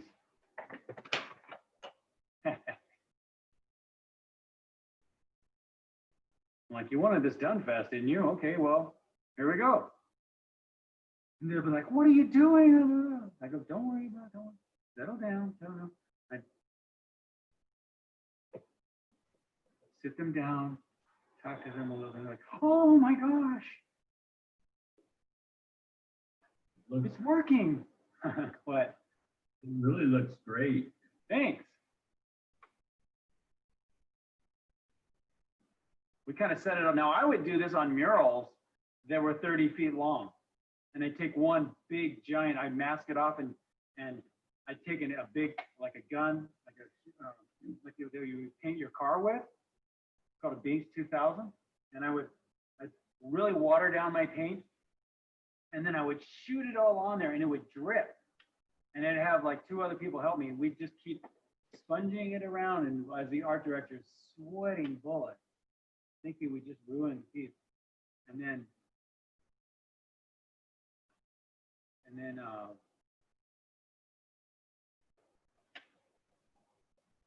most of the time though, I would rather just them not be there, because I know that would freak them out. But it was the only, I mean, really not the only way to do it, but the best way to get the the effect. You just don't want them around. Okay, guys, there's of course lots more to do. You know, we want to sit here all day, you know, coming back into like this dark right here and really hitting these beauties. And you really start defining things. I'll definitely be messing around with this one on my own. I do that. You know, like last week's, I came into it a little bit. I hit a little bit of the orange reflection on there, pulled it down in there. I definitely work on these afterwards. But, you know, there's just a lot of cragginess into this.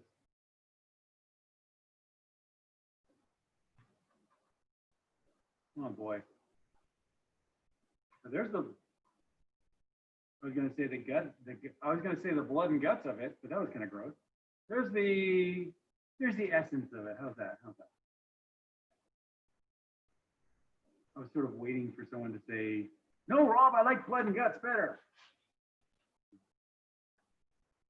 It's okay. No, Rob, I like blood and guts. Thank you.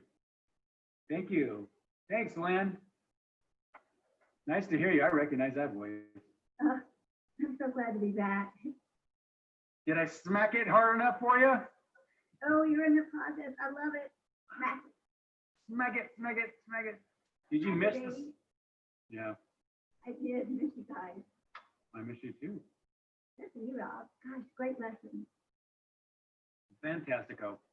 And there's, of course, much more, you know, I'm seeing all kinds of little niggies I want to get into, but okay. If you never painted the Grand Canyon before, you just did. Give yourself a hand.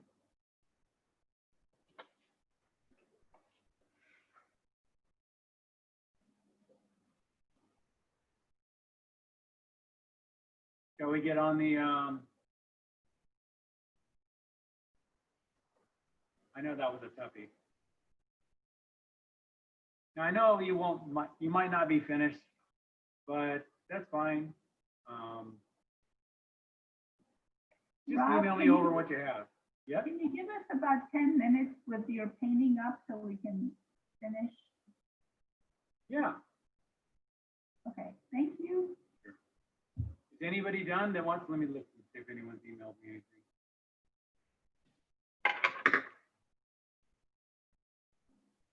I am a belter.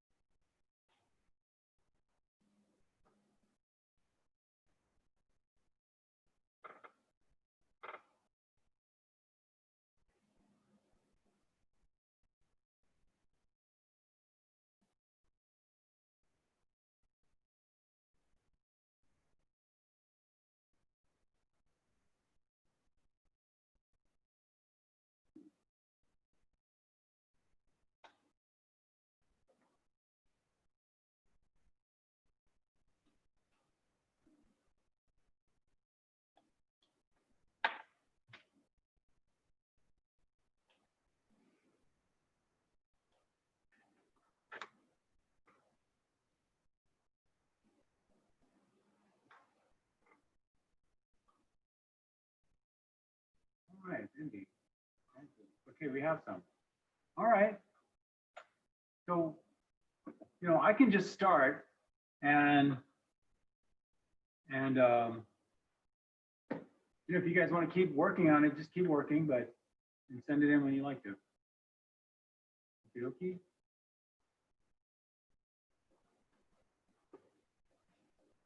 All right, we go to Charlotte. Oh, there it is.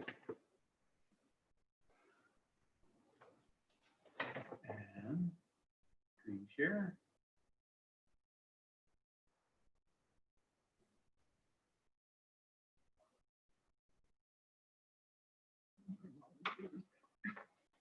There we go.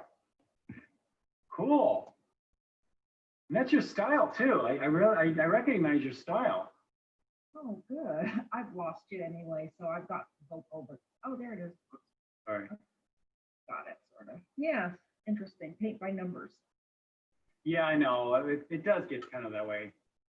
You know, actually, you know that when you do something like the Grand Canyon, you can break it down. I'm sorry. You can break it down into little sections. You know, one like background, middle ground, sub middle ground, etc., and then foreground. And they do become almost paint by numbers.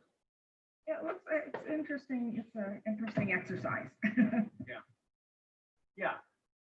So the way, you know, Brave on the next side. you can kind of go off your own way on it and take it in another direction if you like. But I'm glad you saved all these darks for the foreground. Now, if anything, let me get my little.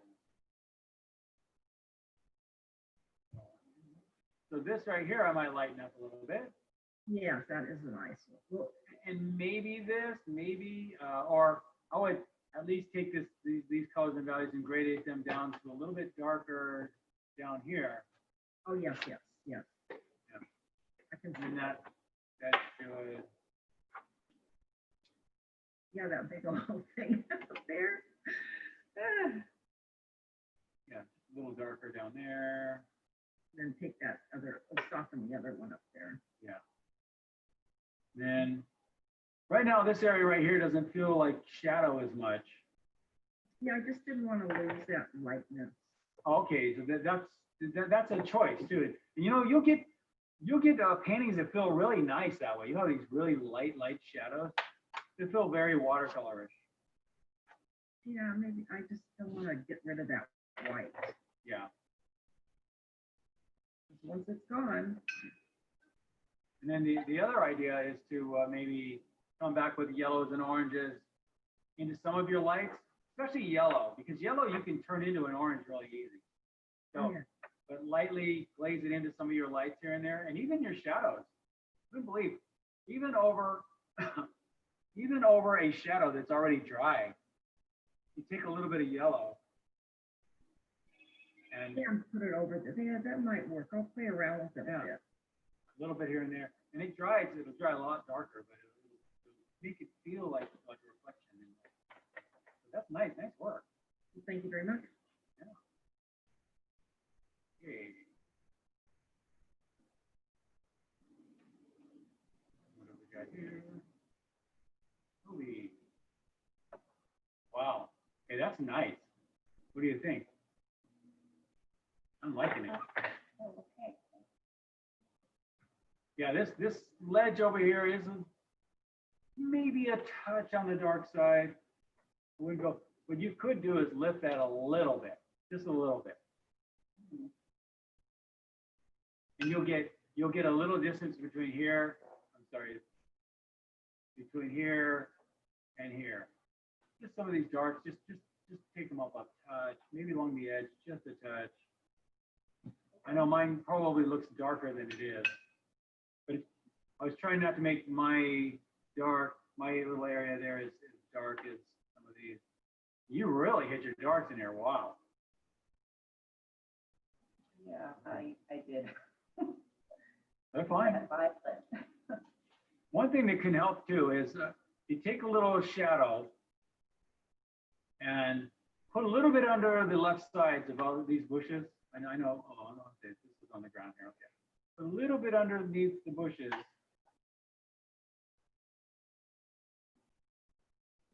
Like even under here too, just a little, that's way too big of a stroke there, but just a little bit under there. Kind of grounds them a little bit. Now, these lights in the background are, if you'll notice in the photograph, the reason this plateau sticks out so much is because the lights in the background are actually a little bit darker, because you know, you can't see a highlight that far away as much as you can in the foreground. So what I might do there is just take, you know, and knock back some of this. This won't be as dark. This won't be as dark as what I'm putting on here. I know it looks like, you're like, what? You're messing up my whole piece. Let's just see. That's basically the same thing I did. That's too dark. But the idea, so if you put a light glaze over your lights, especially your lights, it doesn't matter if they go over the shadows though. Now you see how your foreground really pops out? Yeah. So just a little, you wouldn't believe, just kill those lights in the background and then your foreground gets dramatized. Okay. Now, if you'll notice here, these are just kind of going straight down. So what I might do is just take a couple of bushes up a little higher like this, just kind of stopping. So it will come down and stop, and we'll come down and stop, and come down and stop a little bit here and there. It's really easy. Just scruff them up into your background a little bit more, so you kill that idea that it's straight. Now you're going more up and down and up and down.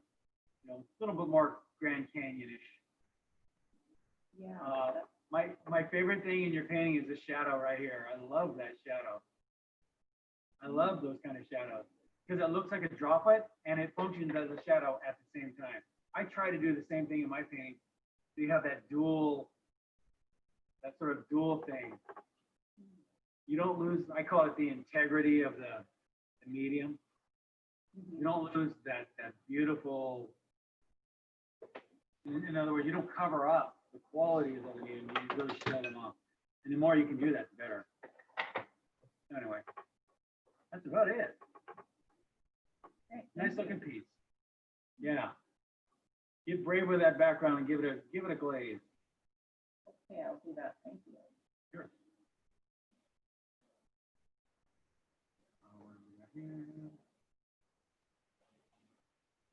Windy. See, this is fun, you guys. So, oh, you did a yellow theme. Interesting. Interesting. What I was going to say, everyone, is just keep working on them, and as I go along, just keep turning them in as I go. And remember, you probably won't finish everything, and that's just fun. Okay. All right. So now did you stain the whole thing first with yellow? No, Okay. I did the front of it with a kind of a yellow orange. Yeah. That comes through in everything. Well, I kind of liked the light. It was like, oh, okay, that was an accident, that I liked it, so I'll leave Yeah. it. Yeah, it has it almost looks like you intentionally themed it in sort of you keyed it toward the yellow. And, you know, I love that. Yeah. I love that kind of thing. The only thing I really hate about it is the background in it, because I tried to wash over it, but I don't think I had my shadows correct to begin with. So it, and it was too dark probably, and too green. A little green, yeah. Yeah.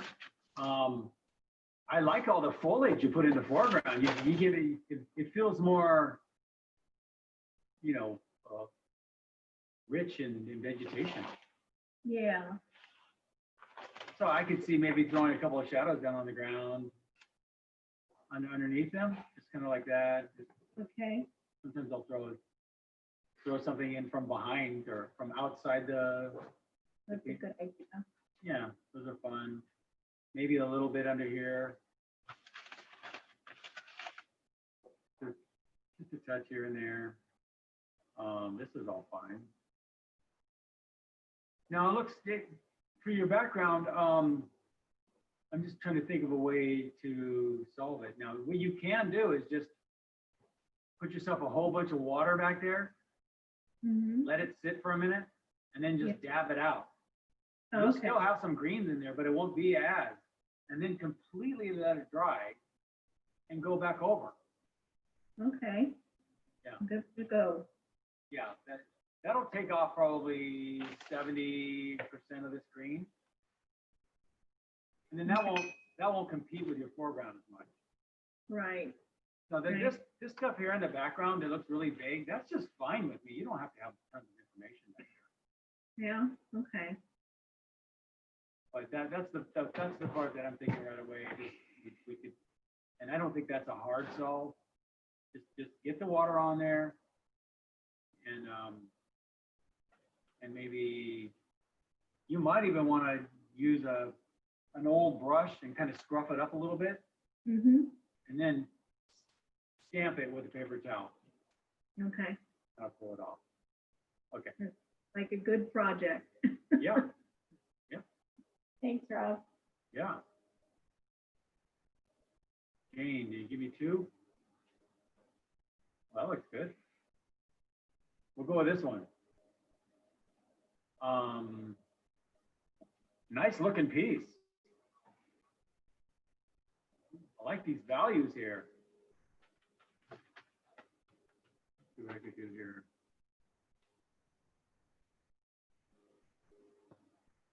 Nice value.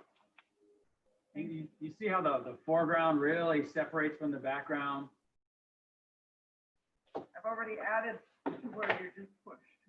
To put a few more things there. You've already added to that? Where, yeah. So I'm gonna say things right now, and you've probably already done them. No. What about some shadows on the ground here? Yeah. A little more distinct. Let's see. I mean, I might take and soften this edge right here on the very back, where it meets the sky. Soften the edge. You don't have to even have a little mountain bluff or whatever it is way back there. Just a softer edge. Make it recede. Yeah. Yeah. As far as like all this stuff in here, it doesn't have to have all kinds of information. It's mainly there to stage your foreground. Right. So then you don't have to put a lot of information into it. Right.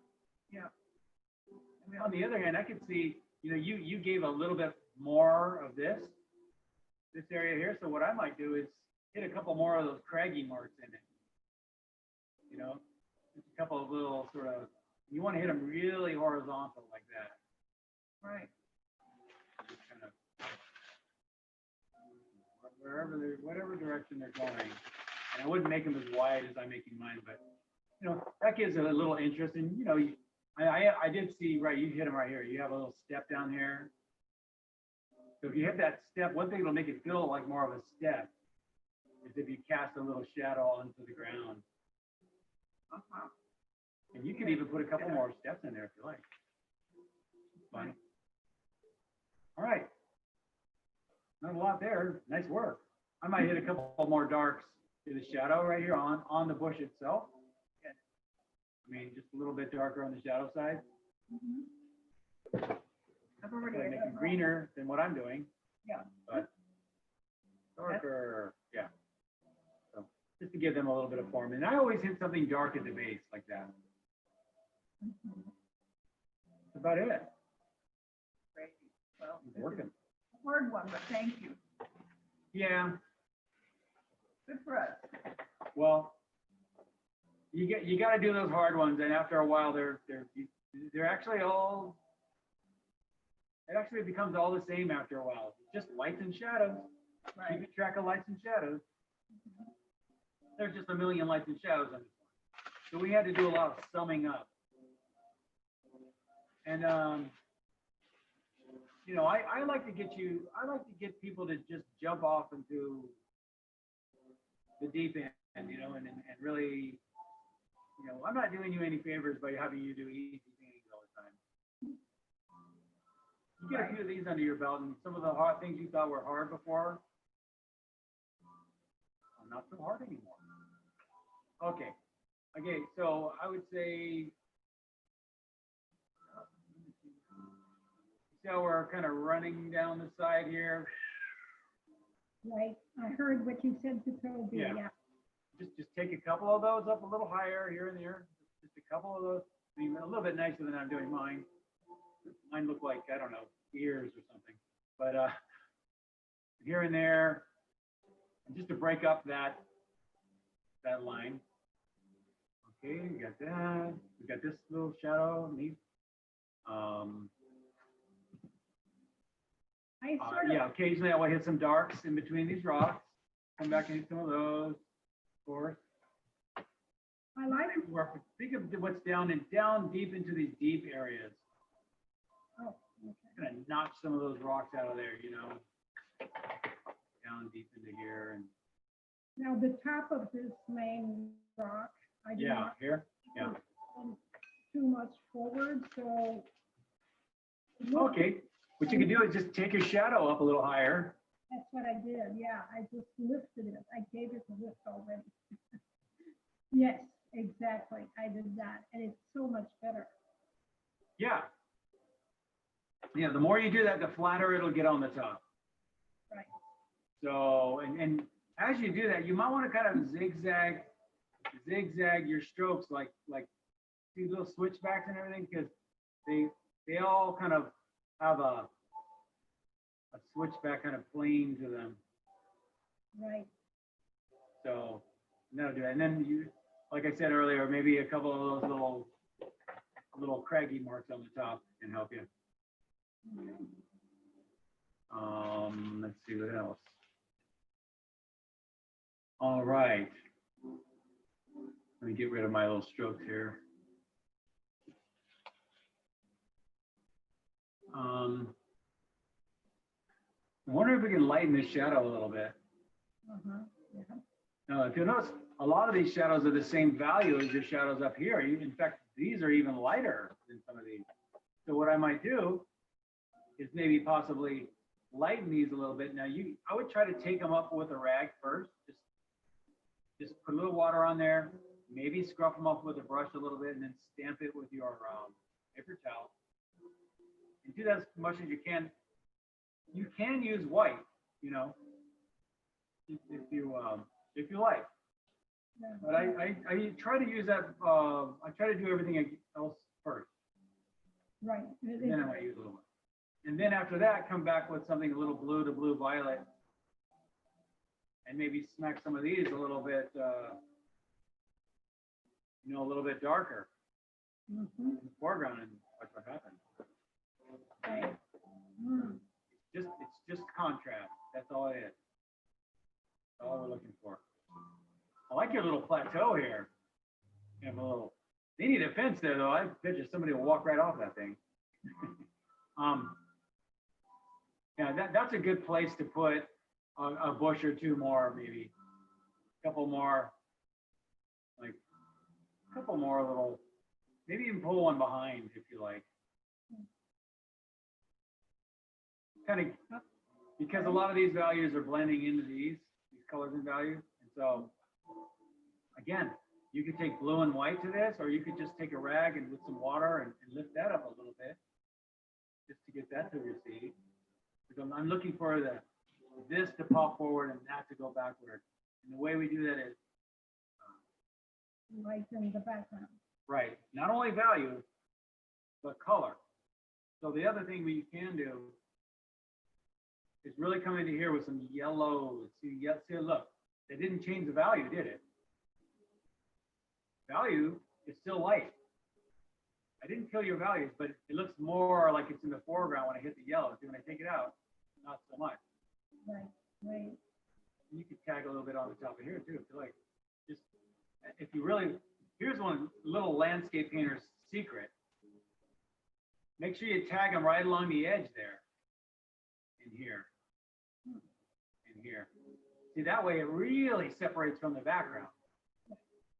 You don't have to hit them everywhere out here, but the most important place to hit them is along these edges. So, see, edges become really important. Yeah. Thank you. You're welcome. Thank you. That's why I always say shape, value, color, edge. So shape is the most important, value second, and then color. But in the end, it's mostly edges. All right, Suzanne, nice to see you again. Even though I can't see you. Yeah, well, thank you. I know it's good to be back. Yeah, you're back. Yay. All right. So now your colors are coming forward here. The background is receding.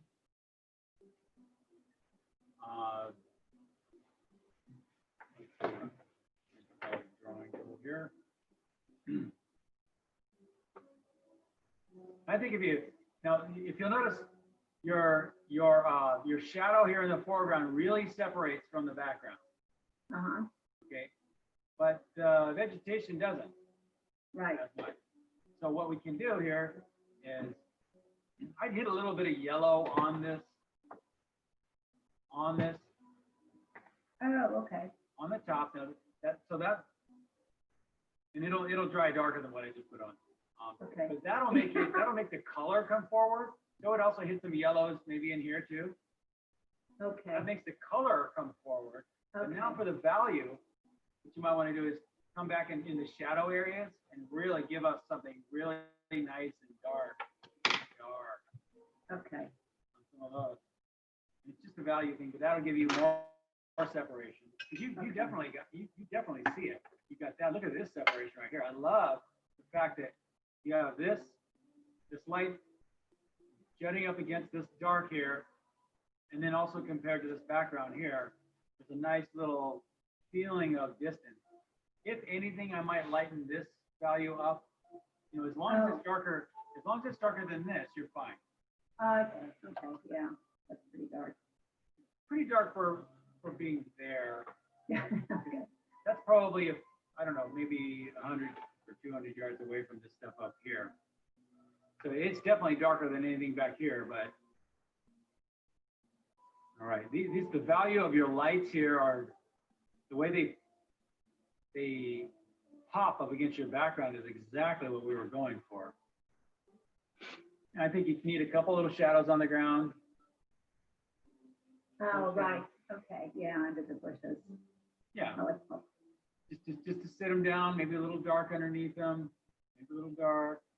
Again, you know, you can come back and crag in some little craggy little crevices, little dark crevices. Those are fun.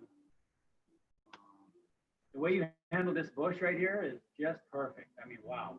It's got shape, it's got color, it's got, you know, the lights and shadows define it pretty well. Nice little shadow on the ground, and it looks pretty effortless, you know? yeah, that was, yeah, that was easy.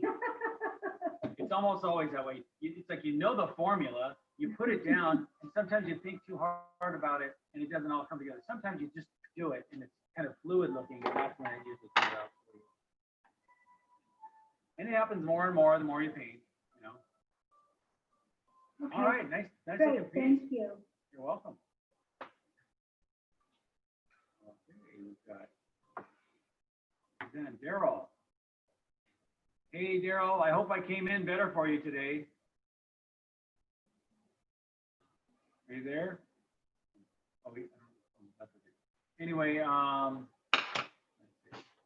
again, we have this straight line here again. I guess they kind of did follow into a straight line right here. So I would definitely pull some of this up a little higher, you know, just to get rid of that straight line. And you know, we just need more values. We need a shadow side to this bush. Give it a shadow here. something in the base, shadow there, shadow on the ground.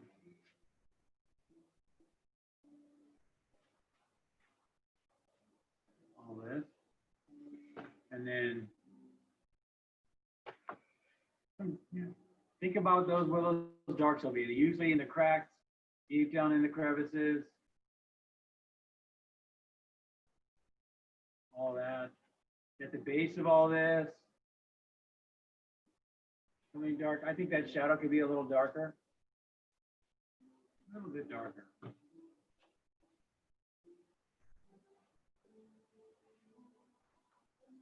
Probably too dark. And then the reason this doesn't pop from the background is because we probably need to put that glaze over all of this. So let me.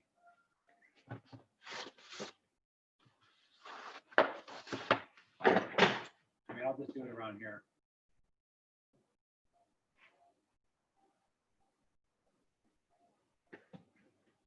By the way, I'll show you later. I'm getting sidetracked. Do you see how a little glaze would really set that off? I was going to say, by the way, this value and color he's using right here is just perfect because it's not too dark. It doesn't compete with anything in the foreground, but it's definitely separating from the background. Now, if you put this blue in here, you might need a little kick. It might not. We'll see. Make that decision there later. Let's see. I think we're doing pretty good. Put something at the base there. Put something at the base there. Really sit things down. All right. I think we're looking good. Okay. Thank you. Claire. All right. Well, your blues in the background really work. And I'm not seeing any competition really. I mean, these blues down here were really dark, so we're fine with that. I would get pretty dark with some of this, some of these shadows in your vegetation. Pretty good. Let me try a big. Yeah.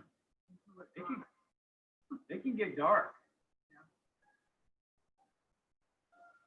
And see how they really bring this forward. Now, that's a little too dark, but I mean, you need some nice darks in there. Yeah. Just remember, that's always the Achilles heel of a watercolor. For lots of reasons. You notice how you don't have a problem hitting darks when you're using oil or something, or acrylic. The way is it with watercolor? Well, there's a lot of things doing that. Number one, the paper. Number two, the water. They'll constantly pull the life out of your dark. And the other thing is, you know, we've already hit it a few times. We get watercolor can be scary. You know, you hit it dark and it's hard to repair that thing. So it's a little scarier than an oil where you can hit it dark and just scrape it out and start over. Yeah. I might hit some darks in here at the base. And remember, I was also noticing that even the lights on the vegetation were darker than the background. Even the lights were. So I would actually come into some of your lights and darken them up. Yeah, I mean, you can darken them in a green, a more natural green than mine. I'm noticing my greens weren't. I could definitely have gone into my greens a little bit more too. But that's just one of those things with watercolor. You go over it and just keep going over it. Yeah. Yeah, nice. And of course, this thing will be helped by lots of little darks. Looks like you just didn't get there yet. Smack some darks in the corners and down deep into the, really hit them. Yeah, this is painful. It's painful. I have gone there 4 summers in a row. Oh. And painted it every time. Just, you know, painful. Well, is it painful when you go and paint it too? Well, no, it's painful when Yeah, I guess it is painful. I mean, I go to paint it and then I fail miserably. And, so at any rate, this is. Well, you'll never fail again. And I see people going there and painting, and I look at them, I watch them paint, and they do it so effortlessly, and I think, what am I missing? Probably a few hundred paintings, Yeah, maybe. you know? Yeah. Now, if you'll notice the way I approached teaching this was I broke things down into patterns. So we had light and shadow, you know, and we had like the light and shadow of the background, which yours is as good as mine. I mean, that's what mine looks like. And then here, I would say, believe it or not, you could even put a little more orange and blue into your lights and deepen them a little bit more. It's a question of value. You know, a lot of these people, you know, you might be painting right next to some illustrator that's been working professionally for 30 years or something. You know, you never know. But yeah, I know it's hard not to compare yourself to other people, but I would just say, don't do that. No, I mean, it's a very difficult subject. Yeah. And Well, I haven't, you know, I don't know if there are more difficult ones, but I can't imagine what they would be. yeah, you know, I've never gone there and painted. I would love to do that. It's amazing. It is Yeah. an amazing view. I mean, you should go to the North Rim. Ooh, yeah. There's fewer people there, and you get a better view of the canyon because it's about 1,000 feet higher than the South Rim. Ooh. And they have a lovely little sort of 1940s or 30s era log cabin. Ooh, fun. Yeah, and they go right up to the edge. I mean, the cabins go right up to the edge. It's really, you know, just amazing. Wow. Now I would, I just floated a couple of little blues and violets and things like that in your shadows, but that might be fun too. Okay. It's just little, because that's another way. You can even have saturation in your shadows that separates the foreground from the background as well. So Yeah. just another little bit. Yeah. Okay. Thank you. And let's see.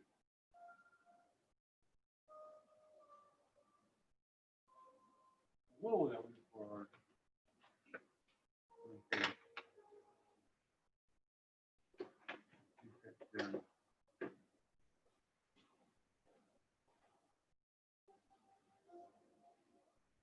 Okay. Are we getting this guy? Yeah, we're fine. All right. All right. So now your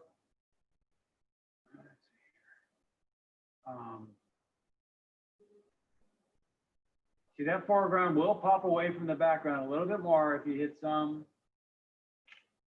value in the background, which I would go with a blue.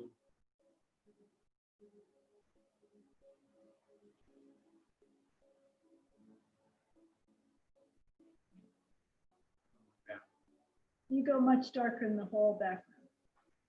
Yeah. Okay. Yeah, not much, but that's not too much. You see how it really pushes the foreground out? Yes. And I would maybe come over these shadows again with something a little bit darker, and then the same colors you're using, these blues, the blue violets are great. And I love how the little green from you put in a little vegetation and it just sort of oozed out into the color. I love that. That's watercolor. It just does what it wants to. And it influences your color too, but I mean, I don't mind seeing a little bit of green in your shadows. I think that's great.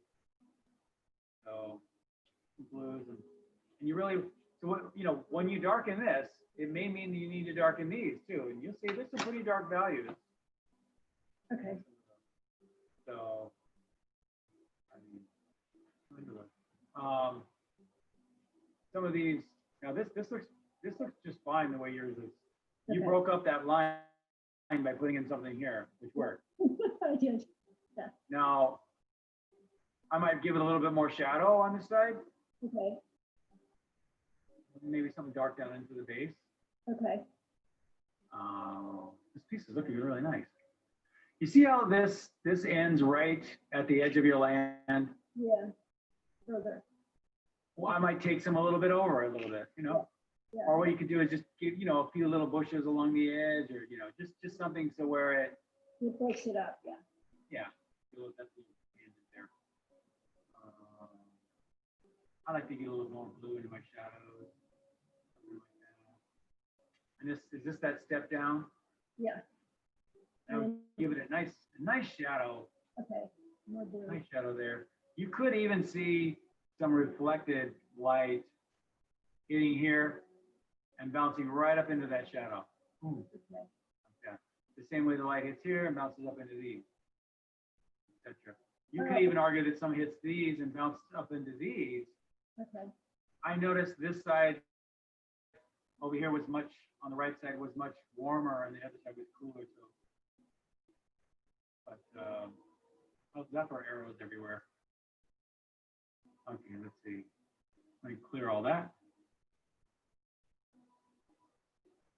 These colors right here are fantastic. Oh, okay. Stay in this theme. You got the color. It's only value. You got the color. I just want to try going over all this a little bit darker. Okay. Yeah, I know it's not the easiest thing. And it's not, you'll find it is actually easy. It's just not, it makes your heart skip a beat. I know. That's watercolor though. I gotta push you guys into this stuff. I know watercolor is challenging. So thank you. Oh boy, you really got those planes on this one, Robin. Yeah, can you can skip me on this one because I cut the sky out. Oh, you got one, you want me to do your later one? Yeah, yes, please. Okay, there you go. So,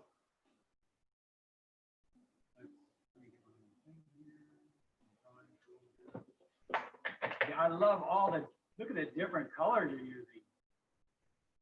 I mean, you're still getting a plane change here, but you're coming down to, look at this, you guys, red, yellow, blue.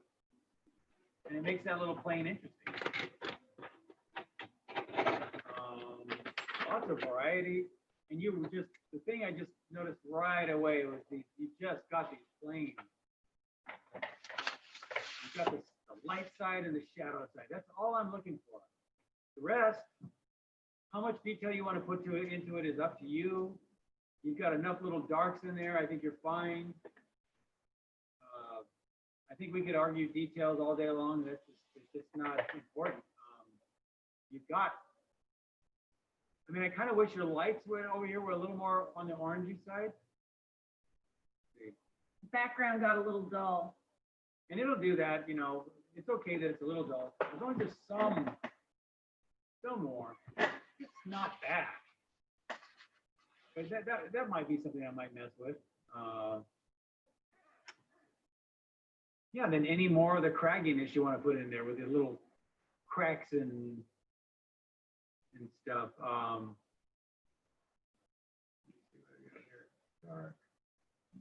Come into some of these deep areas, and Yeah, that's better. I love all this switchback right here.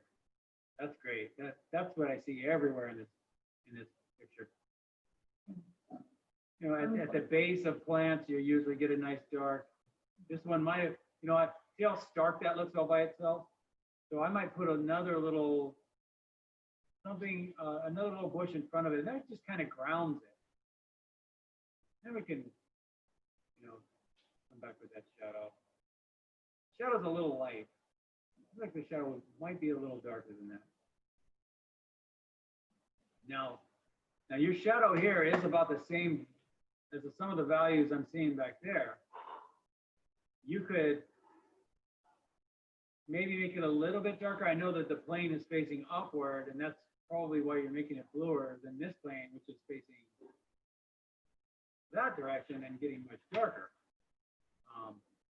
I take this right here, definitely, maybe a little bit in there. I don't even have that color, I think. Maybe a little bit in there. Well, it's not exactly it. Something in there, something in there. Just finish this baby off. I mean, there's not much to finish. You're very close. This is nice. The green shadow doesn't scream shadow though. I might go over some blue in that shadow. Let's see. Bluer in the shadows. Yeah. A little darker underneath. Here too, a little darker underneath. Anyway. Yeah. Nice color piece. Your color theory is just gorgeous. Thank you. I'm trying Yeah. to do what you say. But It you're- helps. Did you have Vance Studley for color theory? No, but I design. had friends who did. Oh, did you have Judy Crook? No, I was Oh. at ad major, so I didn't get as much color. The Oh, okay. most recently, I've been taking color at Art Center, and that's been extremely helpful. Oh, okay. All right. Okay. Thank you. Okay, thank you, Rob. Yeah, your color theory is looking great. George. Hey. Wow, I love that. Look at that crazy blue you got in. What color blue are you using here in these shadows in the foreground? Wow. I love it. I wish I was that brave to hit those blues like that. I should have. Here I am. Oh, ultramarine. Okay. dark, I think. You're just putting it on really, really bold. Not with a whole lot of water in it. No, it was a lot of kind of dry. Yeah. Well, that's why you're getting a nice dark value out of it. Now, if you're wanting to bring a little bit over, what you can do is the easiest thing in the world. You can just add a little water to it and move it around a little bit, and it'll get like that. If you want it to feel more like shadow, Oh, I see. just Yeah. add a little water. That's a good thing to note. I mean, he just put it pretty much on there pure. So you've got a what brand name of ultramarine you're using there? That's a really nice one. Is that Winsor Newton? I think it's Holbein. Oh yeah, yeah. No wonder that's the best one around. Because it's killing me. It's gorgeous. Oh, good. Yeah, I mean that's a nice color blue to use in the foreground. See, just to show you all, I mean, you can have a blue this intense, this, I should say, this saturated of a blue and be that dark too. Dude, I'd say, you know, this is pretty successful in the sense that it, you've got the sense of distance. I'm feeling like we're going back to this one, boom, and then we go back to this one, and then we go back here. I'm getting the feeling of distance and the speed. Now, interestingly enough, this kind of thing does happen where you could have a cast shadow going across the valley and this side being in light. I mean, that's what it feels like, that there's you know, big hills over here casting shadows over, and then as the day gets more and more, they'll start climbing up these mountains over here, doing that kind of thing. So it certainly could happen. And in our case, I was just asking for a light, not this dark of a wash, but a lighter. Now here's what you could do is just take a light value over all this stuff over here. Yeah. And it still feels, see, it still feels like you have a shadow over all this. And I mean, I would take it lighter than all that I put over here. Something like this value right here that you put that here, I would put that over your light. Okay. Yeah, and I think that would maybe kick it back a little bit. I would see this dark right here in your blue. I'd try to lighten that up. I just try to pick that up a little bit. Yeah, I didn't like that. Yeah. It's competing with some of your foreground. Right. And maybe solidify this shadow a little bit more. Mm-hmm.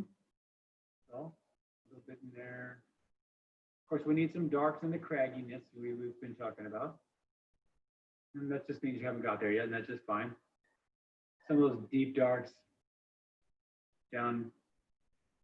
You know, I wouldn't mess with this area too much. I kind of like it. It's one of those areas that you can do whatever you want with it, but me personally, sometimes I'll do an area like that that's just abstract, but it's just the colors just beautiful. So I think about leaving that. Nice darks, you know, down into the deep parts of all this. Nice and dark. Down into some of these Oh, I dark. see. Even darker. Yeah, and try not to use black, or just eliminate black. You can see, Right. you can get a pretty good dark with this blue. I would try to do as much as you can with this blue. This is Okay. becoming your color of the day, if you will. So I would take that and throw that into here, there, into there. Okay. Yeah. You've got the thumbs up on that color. And we are kind of breaking into a line here again. So I would maybe take some of your vegetation up occasionally here and there. Right. Break up that. You got to be happy with this area in the background. I mean, Yeah. that is, yeah, I kind of don't want to touch that. I would just bring something up over on this, and I think you're good. Mm-hmm. The background goes, yeah. It's not easy to do either, so give yourself a pat on the back for that one. Okay. That's it. Thank you. Good. Well, thanks. Uh-huh. Thank you. Alice. Here we go. All right. Drawn up in here, right. And I could see, you know, take that glaze back there. I would do it. The blue glaze. Yeah, I used blue glaze, but I was too shy, so I made it very light. I need to put It's another okay. one.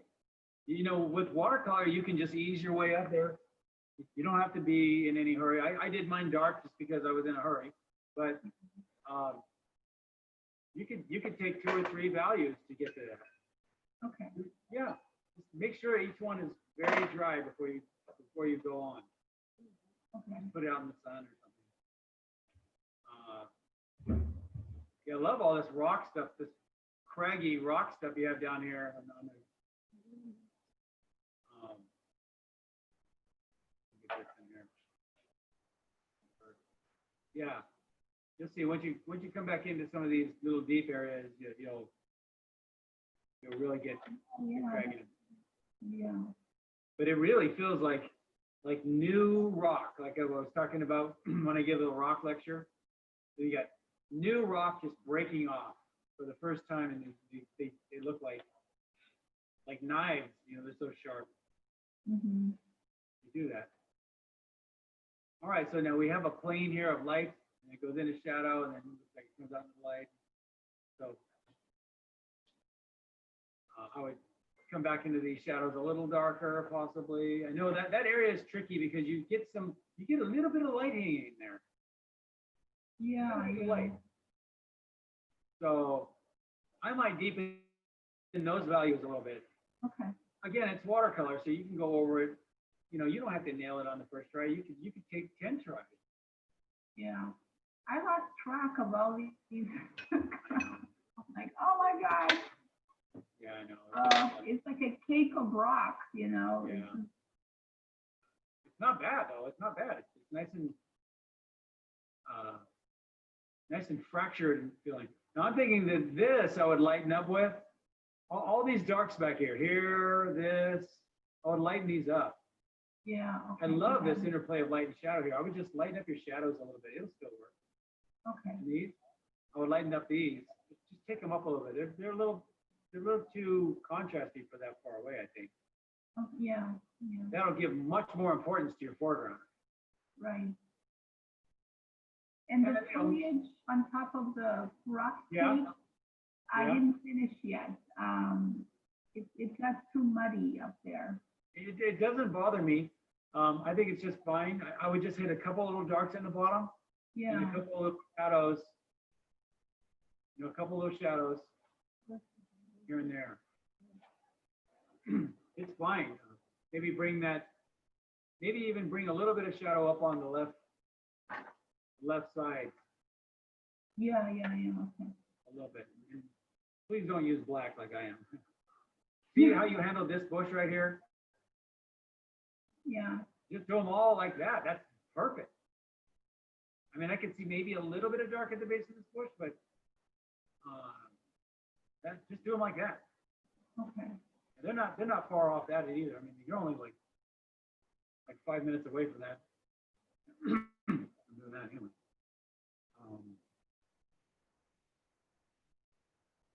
Right, and again, I was using these bushes to separate the front plane from the back. So if you really want some separation in here, I might throw a bush, you know, down in here.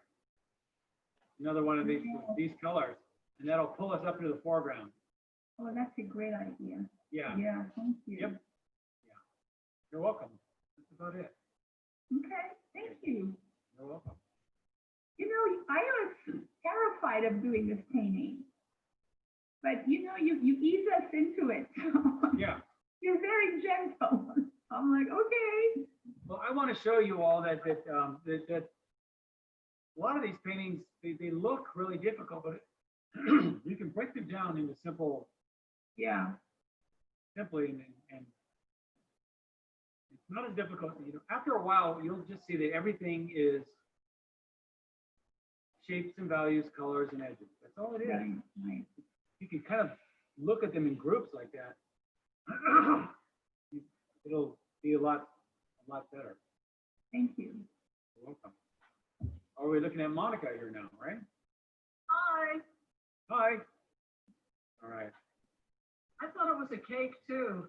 Yeah. A cakewalk. Not a cakewalk, no. Way too hard. You see how this is kind of kind of falling out there. So again, a couple little hiccups in there, you know, just to break up that line. Okay, Your background right here is doing its job. Now, mostly you have the background just right. What I would do is take a few more blues right up against the foreground rock. okay, And that really separated from the background. Like here, see how it really separates here. Just take those colors and values right around. I think you got it. I might even actually, this is really contrasty here. So the contrast really competes with the foreground. So I might just take that down a notch. In these sort of orange families, you know. I mean, remember I put a little bit of warmth into these lights first, like you did right here. Take that, put it over these, and if that doesn't kick it back enough, just put a little bit of blue glaze over it. You just don't want anything in the background competing with your values in the foreground, or you don't get the recession. You don't get the recession of value. Okay. You're welcome. I feel like it's really overworked in the foreground.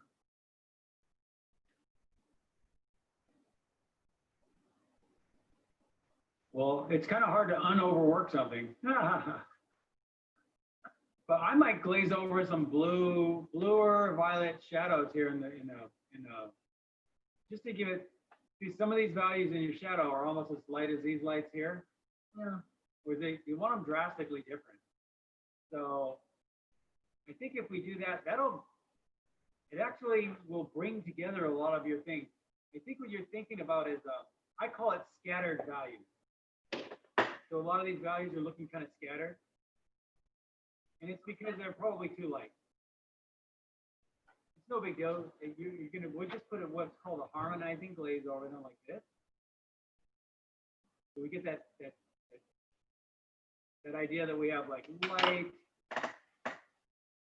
and shadow, you know, light plane, shadow plane, light plane, shadow plane. Really force it. And it'll bring a lot of this scatteredness together. Anytime I have scattered values, I try to bring it together with what's called a harmonizing glaze. In this case, like you have a lot of scattered stuff right here. It may be that there's like a cast shadow going on right there. I'm thinking, I'm not sure. But try to bring it together with a glaze. It just means your values are too jumpy. Okay. See how right here, the knot, you have this light here and you have your beautiful looking bush, which I would not change. And then you have light again. That's all working really nice because you just have simple, simple, and simple. Okay. You get over here and say, you know, a lot of stuff going on. So I would just try to simplify it into almost stair steps of like you have a light plane and then a shadow plane. And then you have a couple of light planes and then they go into shadow again. Light, shadow, you know. See how they just stair step their way down. Mm-hmm. Look for it, you'll see it. Even though there's a lot of little hiccups and a lot of little rocks going different directions, they all have like that light side to them and the shadow side to them. Again, look at my demo. I'm especially seeing it in my little color rough. I'm overdoing the stair steppedness. That's not a word I know, but I'm calling it a word. Stair steppedness. And then I'm noticing especially in my roughs, they're really stepping down, and I think that'll simplify things for you. Okay. Okay, great. All righty. Thanks very much. You're welcome. Diane. Okay, wow. Okay. Right away, what's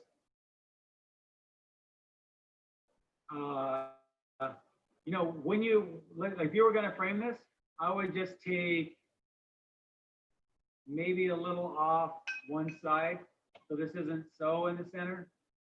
I know. No, but it's really easy solve. Watch, you just take a little bit off this side, still got a lot, and you've moved it over. Okay. Yep. So it's just a question of cropping. That's all. And then this does follow into almost a line right there. Oh yeah. So I would just bring a couple of those up. I think you're fine there. Just very simple with what they have. It is your values from your foreground to your middle ground to your background. They are just perfect. I mean, don't you think? If I had to say anything, maybe these are a little bright. Yeah. You know, they're almost the same value as some of this stuff. But in general, you're getting the sense of 1, 2, 3, 4, and more. 5. Well, we'll increase that a little bit more as if you hit some darks along the base here. Make sure a couple of them just tag the edge. Okay. Yeah. Here. You want a couple of them. Okay. They'll sneak a little dark. You know, maybe there'll be a little bush or something, a little weed or something. But you need a little dark along these edges, and that just even forces it more up into the foreground. Oh, okay. Sometimes I'll do things like that, and I'll look at something like this, and I'll go, well, it just doesn't, because we have enough things forcing this up into the foreground now, we don't need to play with that. Mm-hmm. It's really a personal call. But again, yeah, really some nice little darks down in here and in some of these crevices. Look for them, you know, little areas like that. You notice I keep coming up with the letter Y? Yeah. Or a little, Yep. because they tend to do that. I don't know why. I don't know why. But just look for those little grounding things. Just, you know, you're always hearing me say, put a little dark at the base. Right. You know, maybe I could say a little bit more dark into some of these. Just treat it as another glaze. Just another Okay. glaze. Okay. Yeah. That's a nice one. Oh, thanks. I I'm have, liking I it, have yeah. to, I have to echo, I can't remember who said she was like so scared to do this. I was too. But I'm glad you made us do this. Thank you. Well, good. I'm hoping, you know, when we do things like this and those Greco-Roman ruins and Oh, occasionally, you know, you'll see that after a while, this scary stuff isn't so scary anymore. Thank you. Sometimes I take my plein air class right downtown Pasadena. And that can get kind of scary. Well, thank you, Rob. You're welcome. Thank you. Oh, I I think it's Marie. I think Marie, okay, thank you, Marie. Yeah. All right. So if you guys look, take a good look at the way she's handling all of this. See how she's just really seeing the plane. See how that? You're making this look easy, Marie. Well, I kind of looked Very at nice. Yeah. that whole structure as one big rock. Right. This is just basically one big box. See? Even though it has a lot of little boxes, little boxy fragments to it, that's how you do it. Really nice and simple like that. And by the way, look at the way she's handling her vegetation. So she kind of hit that basic color first, and then come back and hit a little bit of dark on the shadow, and then maybe a little bit more dark later. It's very similar to the way I handle a cloud. It's just that the edge is different and the value is different. And this is a lot more hard edge, but you'll see me when I'm drawing clouds and demoing clouds, I'll throw them in like blocks. It is the way to see everything. You really block this one off nice. Look at that. Look at the structure of that. That's working. That's working. Now, you're very, very violet over here and very yellowy orange over here. So you know what you do? You just take a little bit of this over into your shadows over here once in a while. Yeah. And you take a little bit of this over into your shadows over here once in a while. And you mix it up a little bit. Yeah. I like your composition quite a bit. I like how you move this way over here and crop in on it. Great solve. Yeah. Look at her composition, everyone. So she comes in like that, and then over the background. And I'm glad you didn't put this. I'm glad you didn't put this like dead center. Wouldn't have worked as well.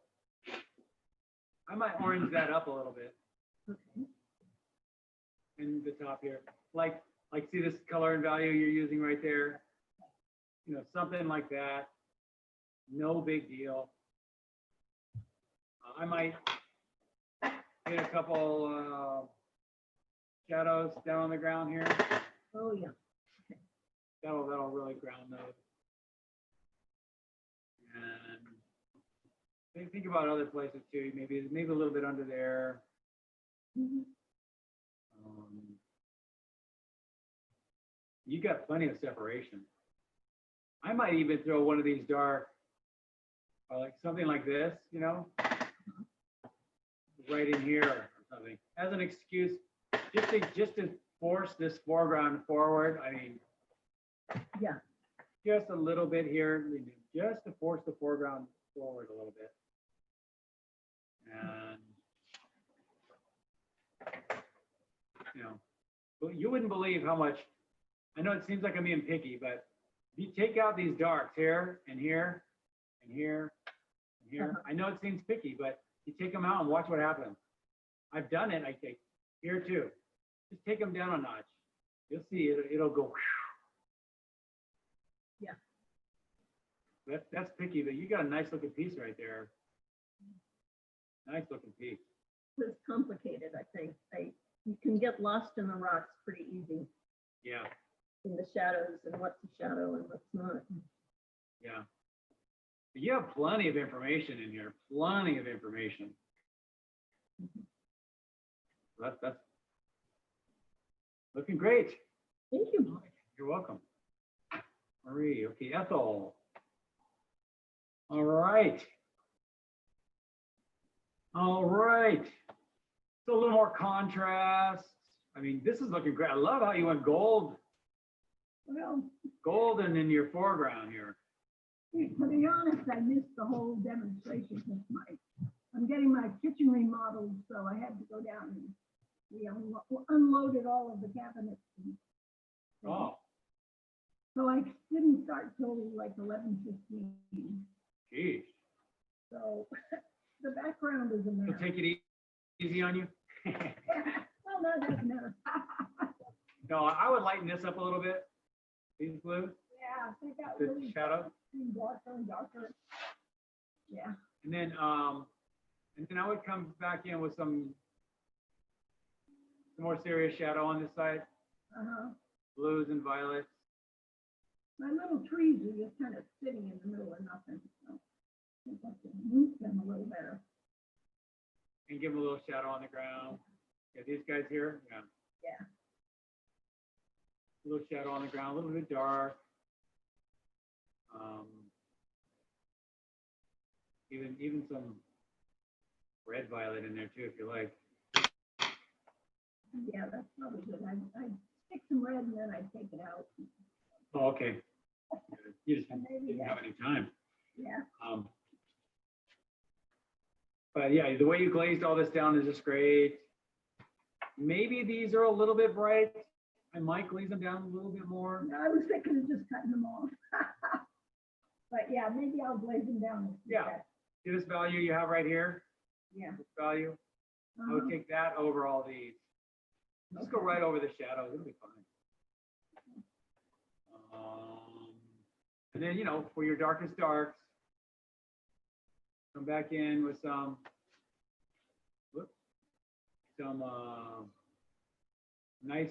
nice dark down into the crevices, Yeah. the base of things, and you don't need very many of them either. Cool.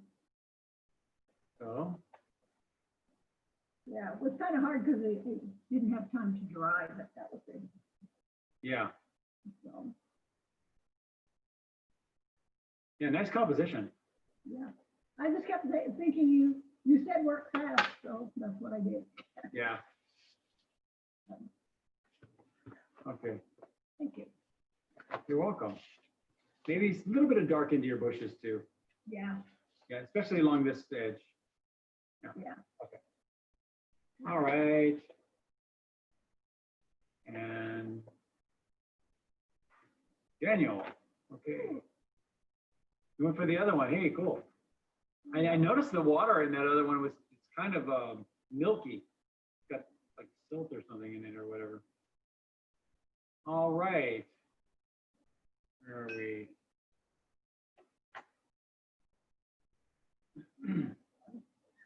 And now there isn't a whole lot of distance between this plane here and this plane here. Because I would say, you know, you might want to make your shadows a little bit lighter than these, but I don't know because they're not very far from each other. But one thing, what do you think about maybe putting a kind of a more of a darker shadow value over this? Let's see.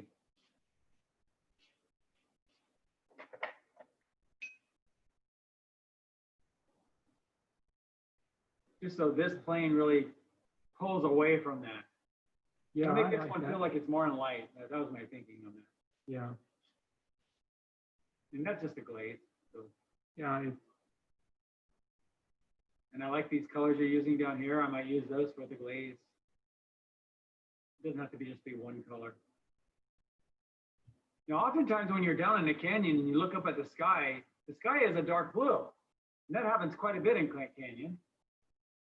I don't know. I forgot what the picture looks like in this, but I painted it's quite a very bit blue. down in canyons. And I can't believe how dark the blue can get. So I might check that blue. It might even be darker, like, especially like way up here. That'll give you a little more pop. I'm not sure. I'd have to look at it. And at the same time, you can just do it because you want to, but oftentimes when I'm looking up, if you're looking now up into the sky, you get a darker blue. Yeah, now, is this a reflection in the water here? That looks nice.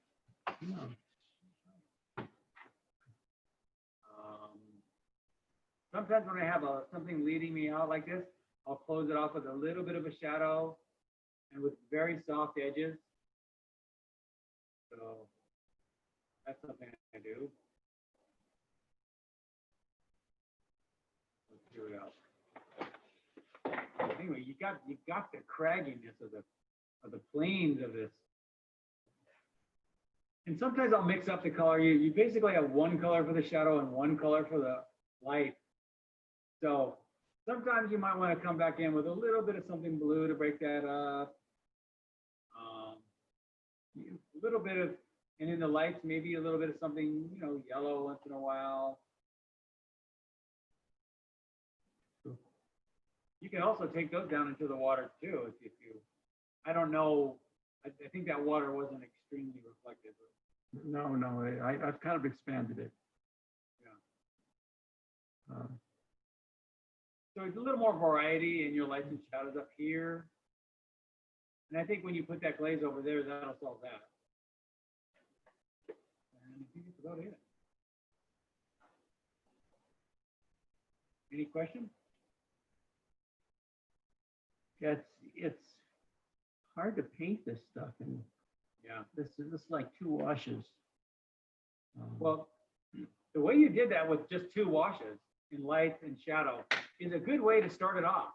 Because you're building your planes. You got your light, you got your shadow, you got your light, your shadow. In other words, you're stepping them.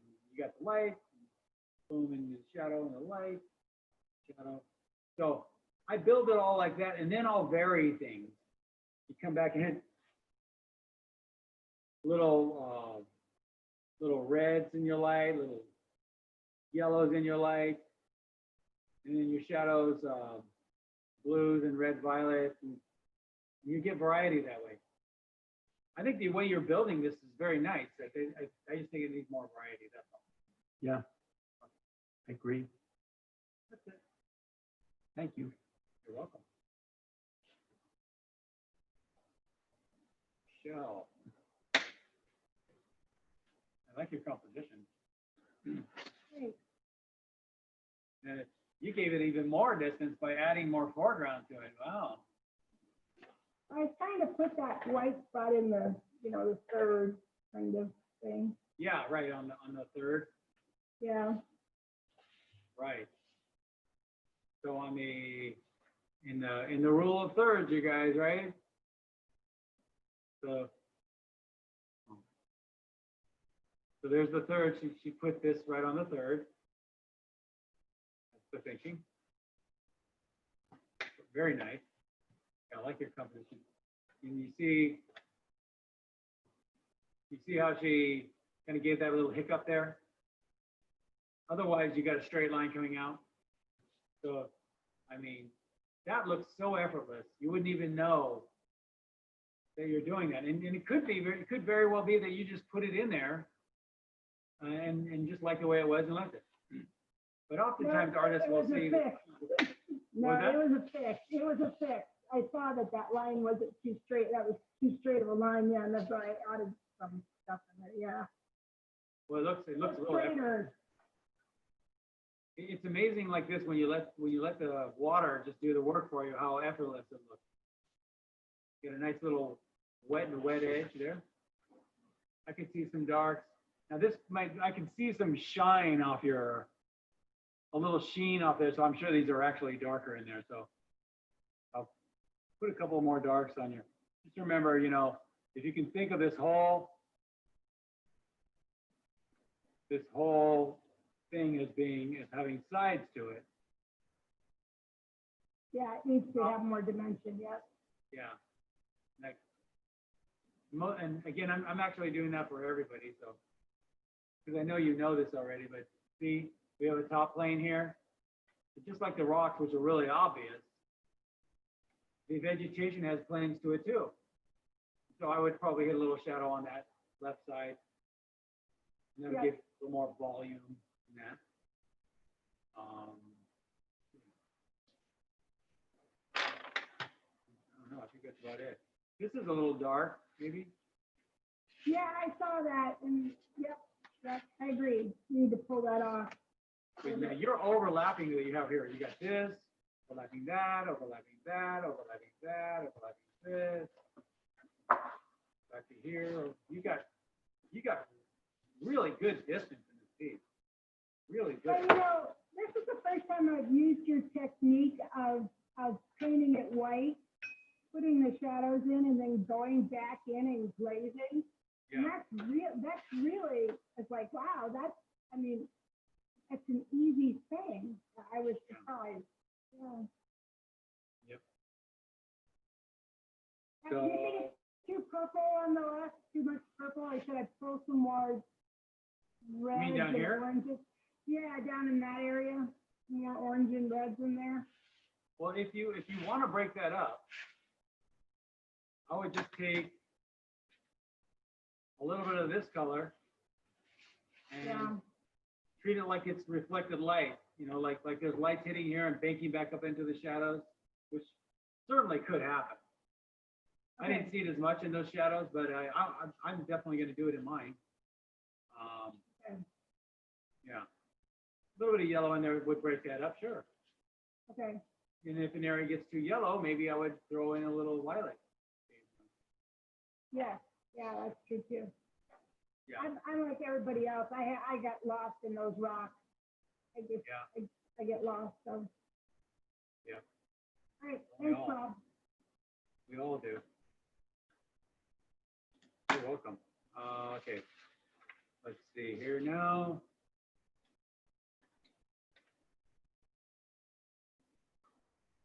George.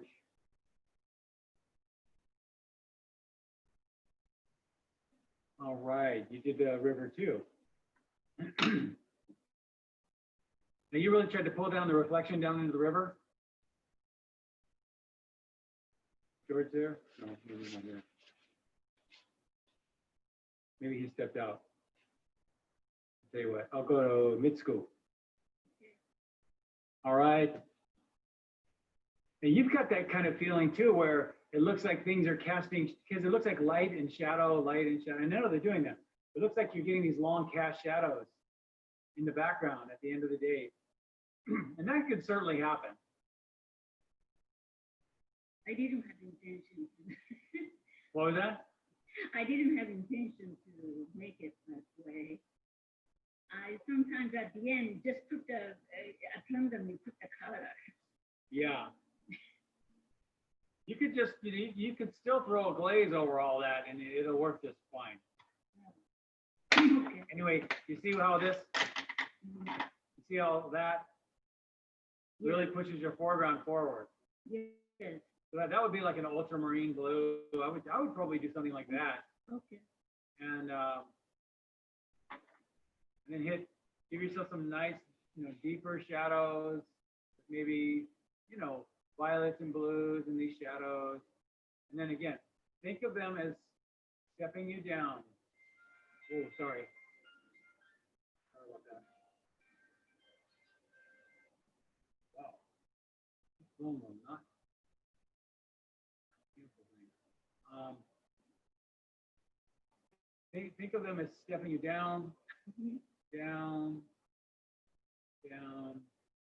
Every time it steps down, you want to give it shadow. I see. Not bad at all, though. Not bad at all. And definitely your style.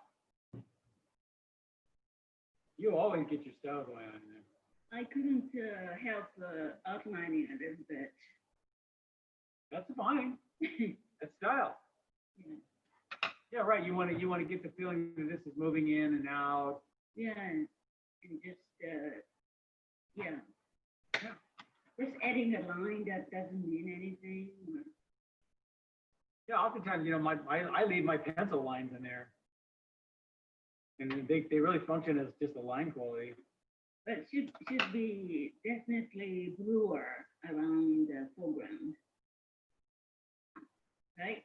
Yeah, in the background, yeah, I would put that all around. And then I might think about, we had this area over here that was catching a lot of reflected light off the ground. Mhm. So to maybe put in something kind of warm on this side.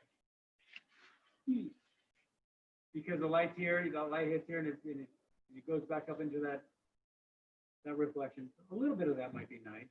Mhm. Think about that. Okay. And so if you feel like things are getting a little scattered, Mhm. I like, especially in oil, I'll come back with line and really come back and solve things. But in watercolor too, it doesn't really matter what the medium is. You can come back and find your object. Like let's say we have a rock right here, boom, and then give it a nice little shadow off to the side there. And here too, Mhm. maybe you've got something over there, possibly. Give it a nice little shadow off to the side there. So in other words, use the line to kind of come back and define things, and then you can kind of melt the line. You can lose all the line, or you can just keep some of the line, or just leave the line. I mean, it's really, that's your call. But coming back and redefining things with line is a great idea. I love to do it all the time. It's my favorite. Okay. Yeah. Just a little push and pull. Okay, thank you so much. Thank you. Yeah, that's what they say. Push and pull your values, You got some things in the background competing with things in the foreground, mostly. Mhm. Right. All right. George, are you there? I'm here. Oh, okay. There we go. This is a compilation of 1 and 2. So that's Oh. not a river or lake. Oh, I thought this might be a reflection down here. No.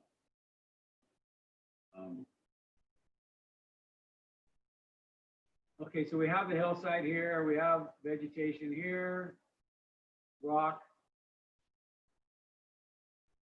And that shadow and these reflected lights feel really good. Now this isn't a reflection, is this just more rocks? It's more rock, yeah. Yeah, it's sort of an original design of the Grand Canyon.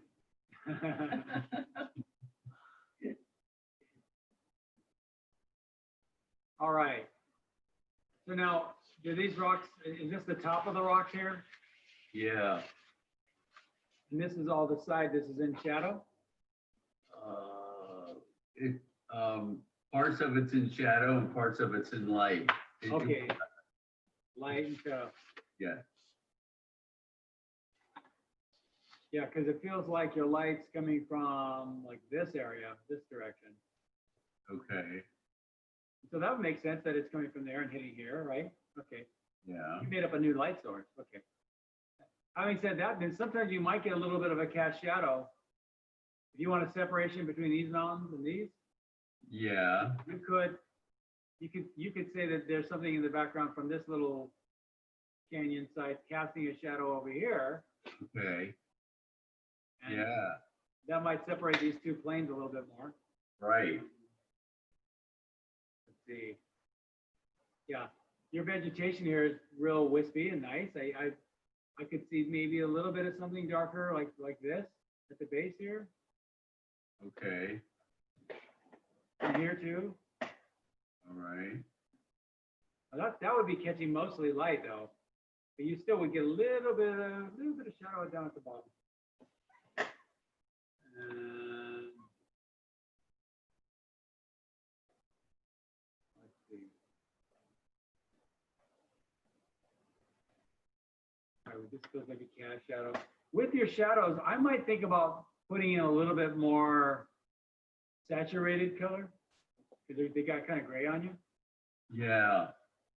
So if that's the case, now you can always use like blue gouache or something, but I was having trouble getting a dark, a bright enough dark or not a gray dull dark. Well, talk to the other George about that. He came in with ultramarine blue almost right out of the tube, right on some of these. Ah, You got a really good dark and a really saturated color. That's the way. Did you use white on the top of these rocks? to me? Yeah. No. Oh. You mean in the shadow? No, I had this color that as I took some of it, I think it's a skin color or something. I think it had white in it. awesome. So anyway, I mean, just think about hitting a little bit more saturation in your shadows. You know, Okay. something bluer. I know you know about saturation, so maybe opera. Yes. Okay. I can go for that. You know, blues and violets and whatever you like. Just as long as the value is right, you know, just a little more interest. That's all. Yeah. Just suggestions there. Cool. Wow. Brave. Not only do you do the Grand Canyon, but you change it and make it yours. Why not? Yeah. That's what you do. All right. It's called artistic license, right? Right. Right. Okay. Wow, you did the river too. I wanted to do this river. Well, you know, the where you let the paper shine through there, it looks real shimmery. Great little technique on the water. You're doing oil on watercolor paper? Yeah. Yeah. Now look at this. This is what I mean by violet. Sometimes your violet, you know, like a blue violet can be like that. It turns gray. Oh, I love this, by the way. I love this blue you threw in there. Wow. So she just mixed this color right here with the blue, and then sometimes the blue comes out. That really works. I think maybe did you use black in these, or did you? No, it's a burnt umber with ultramarine, actually. Yeah, But it's too dark back there, I think. a little. Too much contrast. It adds drama. Yeah. Does that drama. But I could see, you know, maybe skirting a little bit like this, coming in with a couple of little reflected lights, just to kind of wake up those shadows here and there. Great idea. Here and there. Maybe violet too. Love the palette knifing. Isn't it great for doing these canyon walls? Isn't it great? Yeah, yeah. Oh, It's I love it. fun to use paint again in this way. Yeah. Okay, yeah. Your light's kind of coming through these. Now look how she uses this yellowy green right here. So not only does it separate from the background plane, but it also creates the feeling that the light's actually coming through it. Instead of, you know, banking off the top, it's really illuminating. That's when you get those, that's when you look at leaves and things like that, and you'll see extreme yellow leaves. Mm-hmm. That might be a neat little color to pull into a reflection down here on the water. Well, good idea. Yeah. But you could even do a couple of those with these two. A little more green. I don't want to kill your stuff in the background, but a little bit of greenage in there would be good. Uh-huh. And yeah, I mean, let's see. I could see a little palette knifing with some white clouds on there if you like. I don't know. That's just the white of the paper, right? Yeah. If you like, you know, a couple things. If you decide to, I wouldn't make a big deal out of them or anything, but if you do, I might pull them behind the mountain and then, you know, take them on right over. So you don't get those stop marks. Yeah. I might even take a little bit right up to that edge too, like that. Gonna, if you decide to.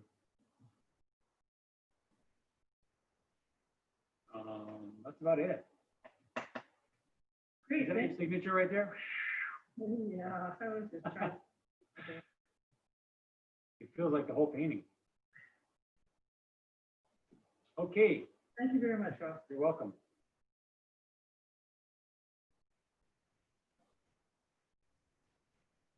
Clear this. Oh, wow. You don't have to ask Hector to be brave on a painting, do you? Bravest painter I ever saw. Look at those, look at those. See, that's what you got to do, you guys. See how he just boom, hit that over there? That's what you got to do. Just throw it down on there. Now he's extremely stylizing this as Hector does. And so he's going, now because he went so dark in these values over here, he gets extremely dark in these. As we all know, Hector stylizes it. He makes it all his own. And that's totally cool with me. Right, plain. You really get the feeling that you got this rock here, and there's another rock that goes up and underneath this rock here. Because you can feel like it's dark to a little bit lighter, a little bit lighter. And it feels like it's coming out into the light. And then maybe catching reflected light off the bottom here.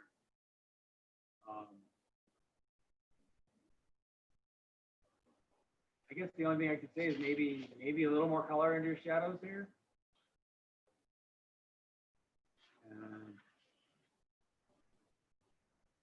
Because you got it dark enough. Let me get rid of all my stuff here. I tried. Yeah, Yeah, it's too dark. dark green, a dark green and magenta. Uh-huh. And that's one of those areas where I might even throw in a little gouache. You know? Yeah. So, if you like, it's working the way it is, though. What I liked at the beginning is, from the first time I saw it, was the way these rocks, I mean, the way this background is really setting off the foreground. And yours is, you've got a lot of darks back there, but stylistically, it's got a neat style to it. Yeah. One could argue that you should lighten up the background a little bit. I would say do it your way, but if you wanted to, use some opaque stuff. I did. You did? Yeah. And then you went over it again, right? Because it wasn't working?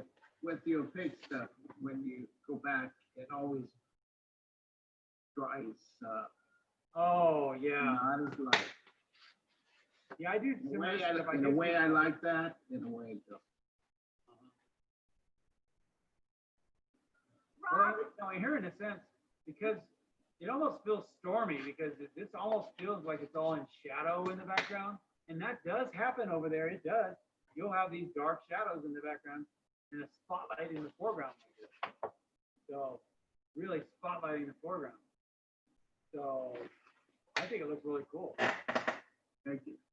Kind of up to you where you want to go, but some ideas and some suggestions. That's all the critique is.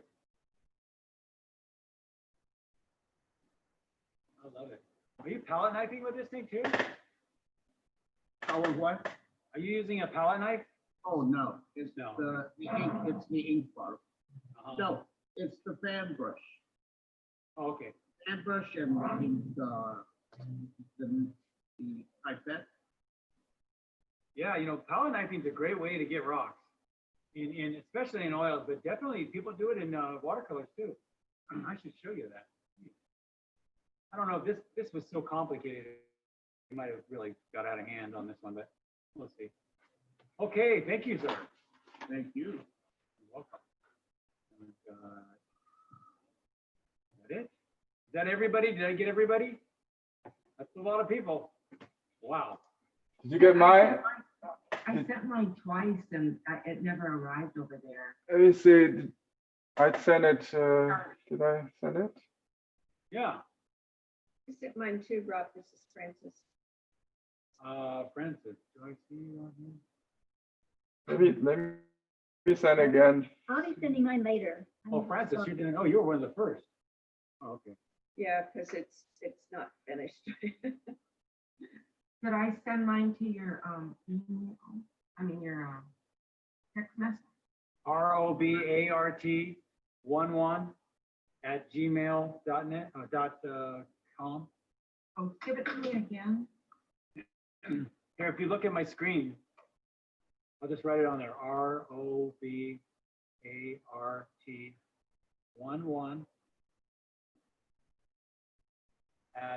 @gmail.com. Okay. Okay, I'll send it again. Yeah. I know it's kind of late. Yeah, Rob, I got in trouble in the beginning because I was trying to draw by looking at the photograph. And then when we started to paint, I was totally lost because what I had drawn was not kind of what we were doing. So Yeah. anyway, Okay. That's why we do these things. yep. Learning is, to be painful. I Okay. think It is. I sent it twice at that email, Gmail, so I don't know why it's not getting over there, but that's okay. I'll check it after this. Maybe it took a little time. Okay. So I would really just solidify the shadow here. Okay. Give it a, and I'm not really seeing much. It just looks unfinished to me, but I'm not really seeing Yeah. much problems. Might have been better to put this like over here.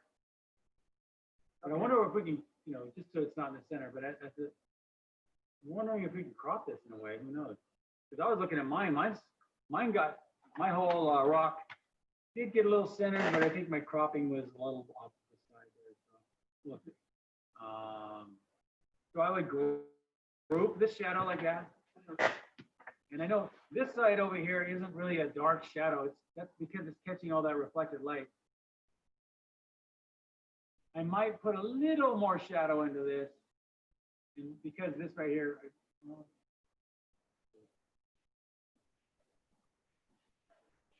I would notice that maybe this has a side to it, this has a side to it. It looks like you just didn't get to those yet.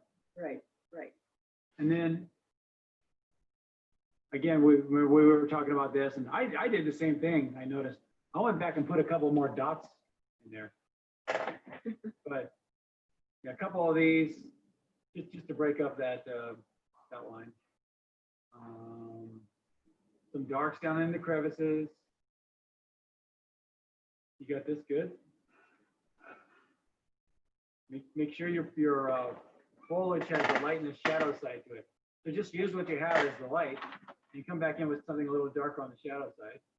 A little shadow. These kind of feel like they're going downhill. These. Yeah. So I might try to flatten them out a little bit more, like that. Okay. Just to flatten them out.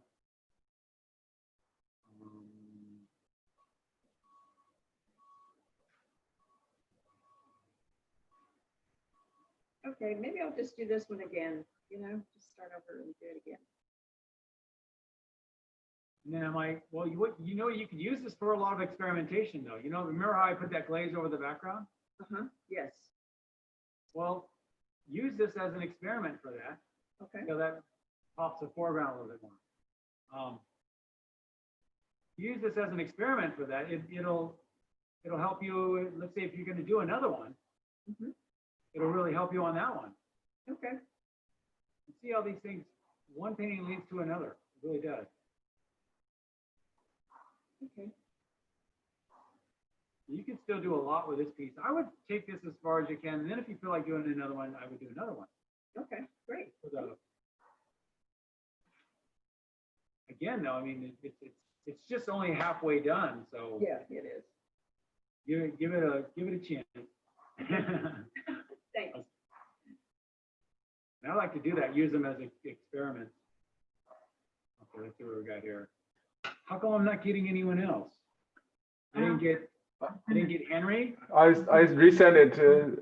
Maybe check your spam folder. Is it possible you might have sent them to Robert instead of Rob Art? robart11@gmail. Oh no. .com, right? Maybe do it Rob. again. Rob Art. But you have my email. You got it last week. Huh. How big is your file? I put actual size. Oh, that, you might be sending a 5 megabyte file or something. Oh, I'll send it, what can I do, small? Yeah, small. Send it small. Yeah, that's the problem.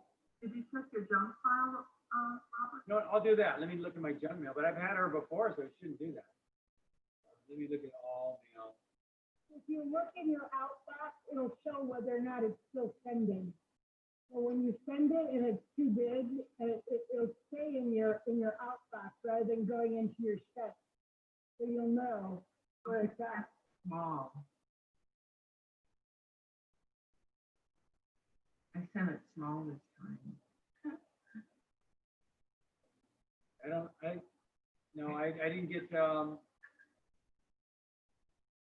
didn't get Henry either, right? Okay. I just send it one more time. I don't have any, not in my junk mail. Rob, do I have to capitalize the R maybe? No, it's all lowercase. ROBART11@gmail.com. Let me see if I can. Yeah, but I'm not getting Henry's either. Okay, let me check my sent Well, mail. I can get, do it on the email, you guys. Okay, let me see. I'll have to wait. Where is it?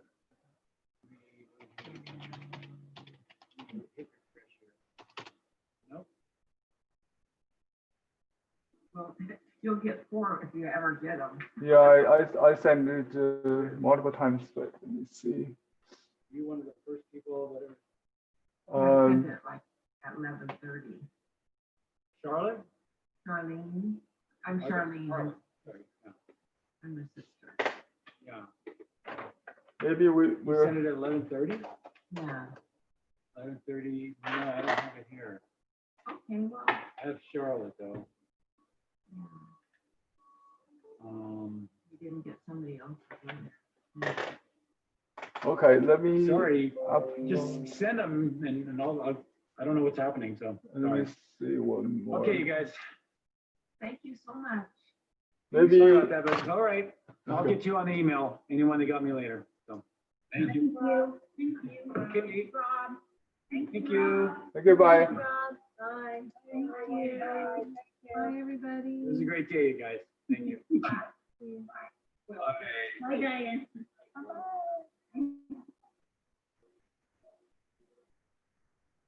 Was someone asking me a question? Can't hear them. Maybe they're asking somebody else a question. Okay, I heard something. Someone on the chat said something. I'm sorry. Oh, okay. Okay, thank you, everyone. Right. Thank you. All right, bye-bye. Bye.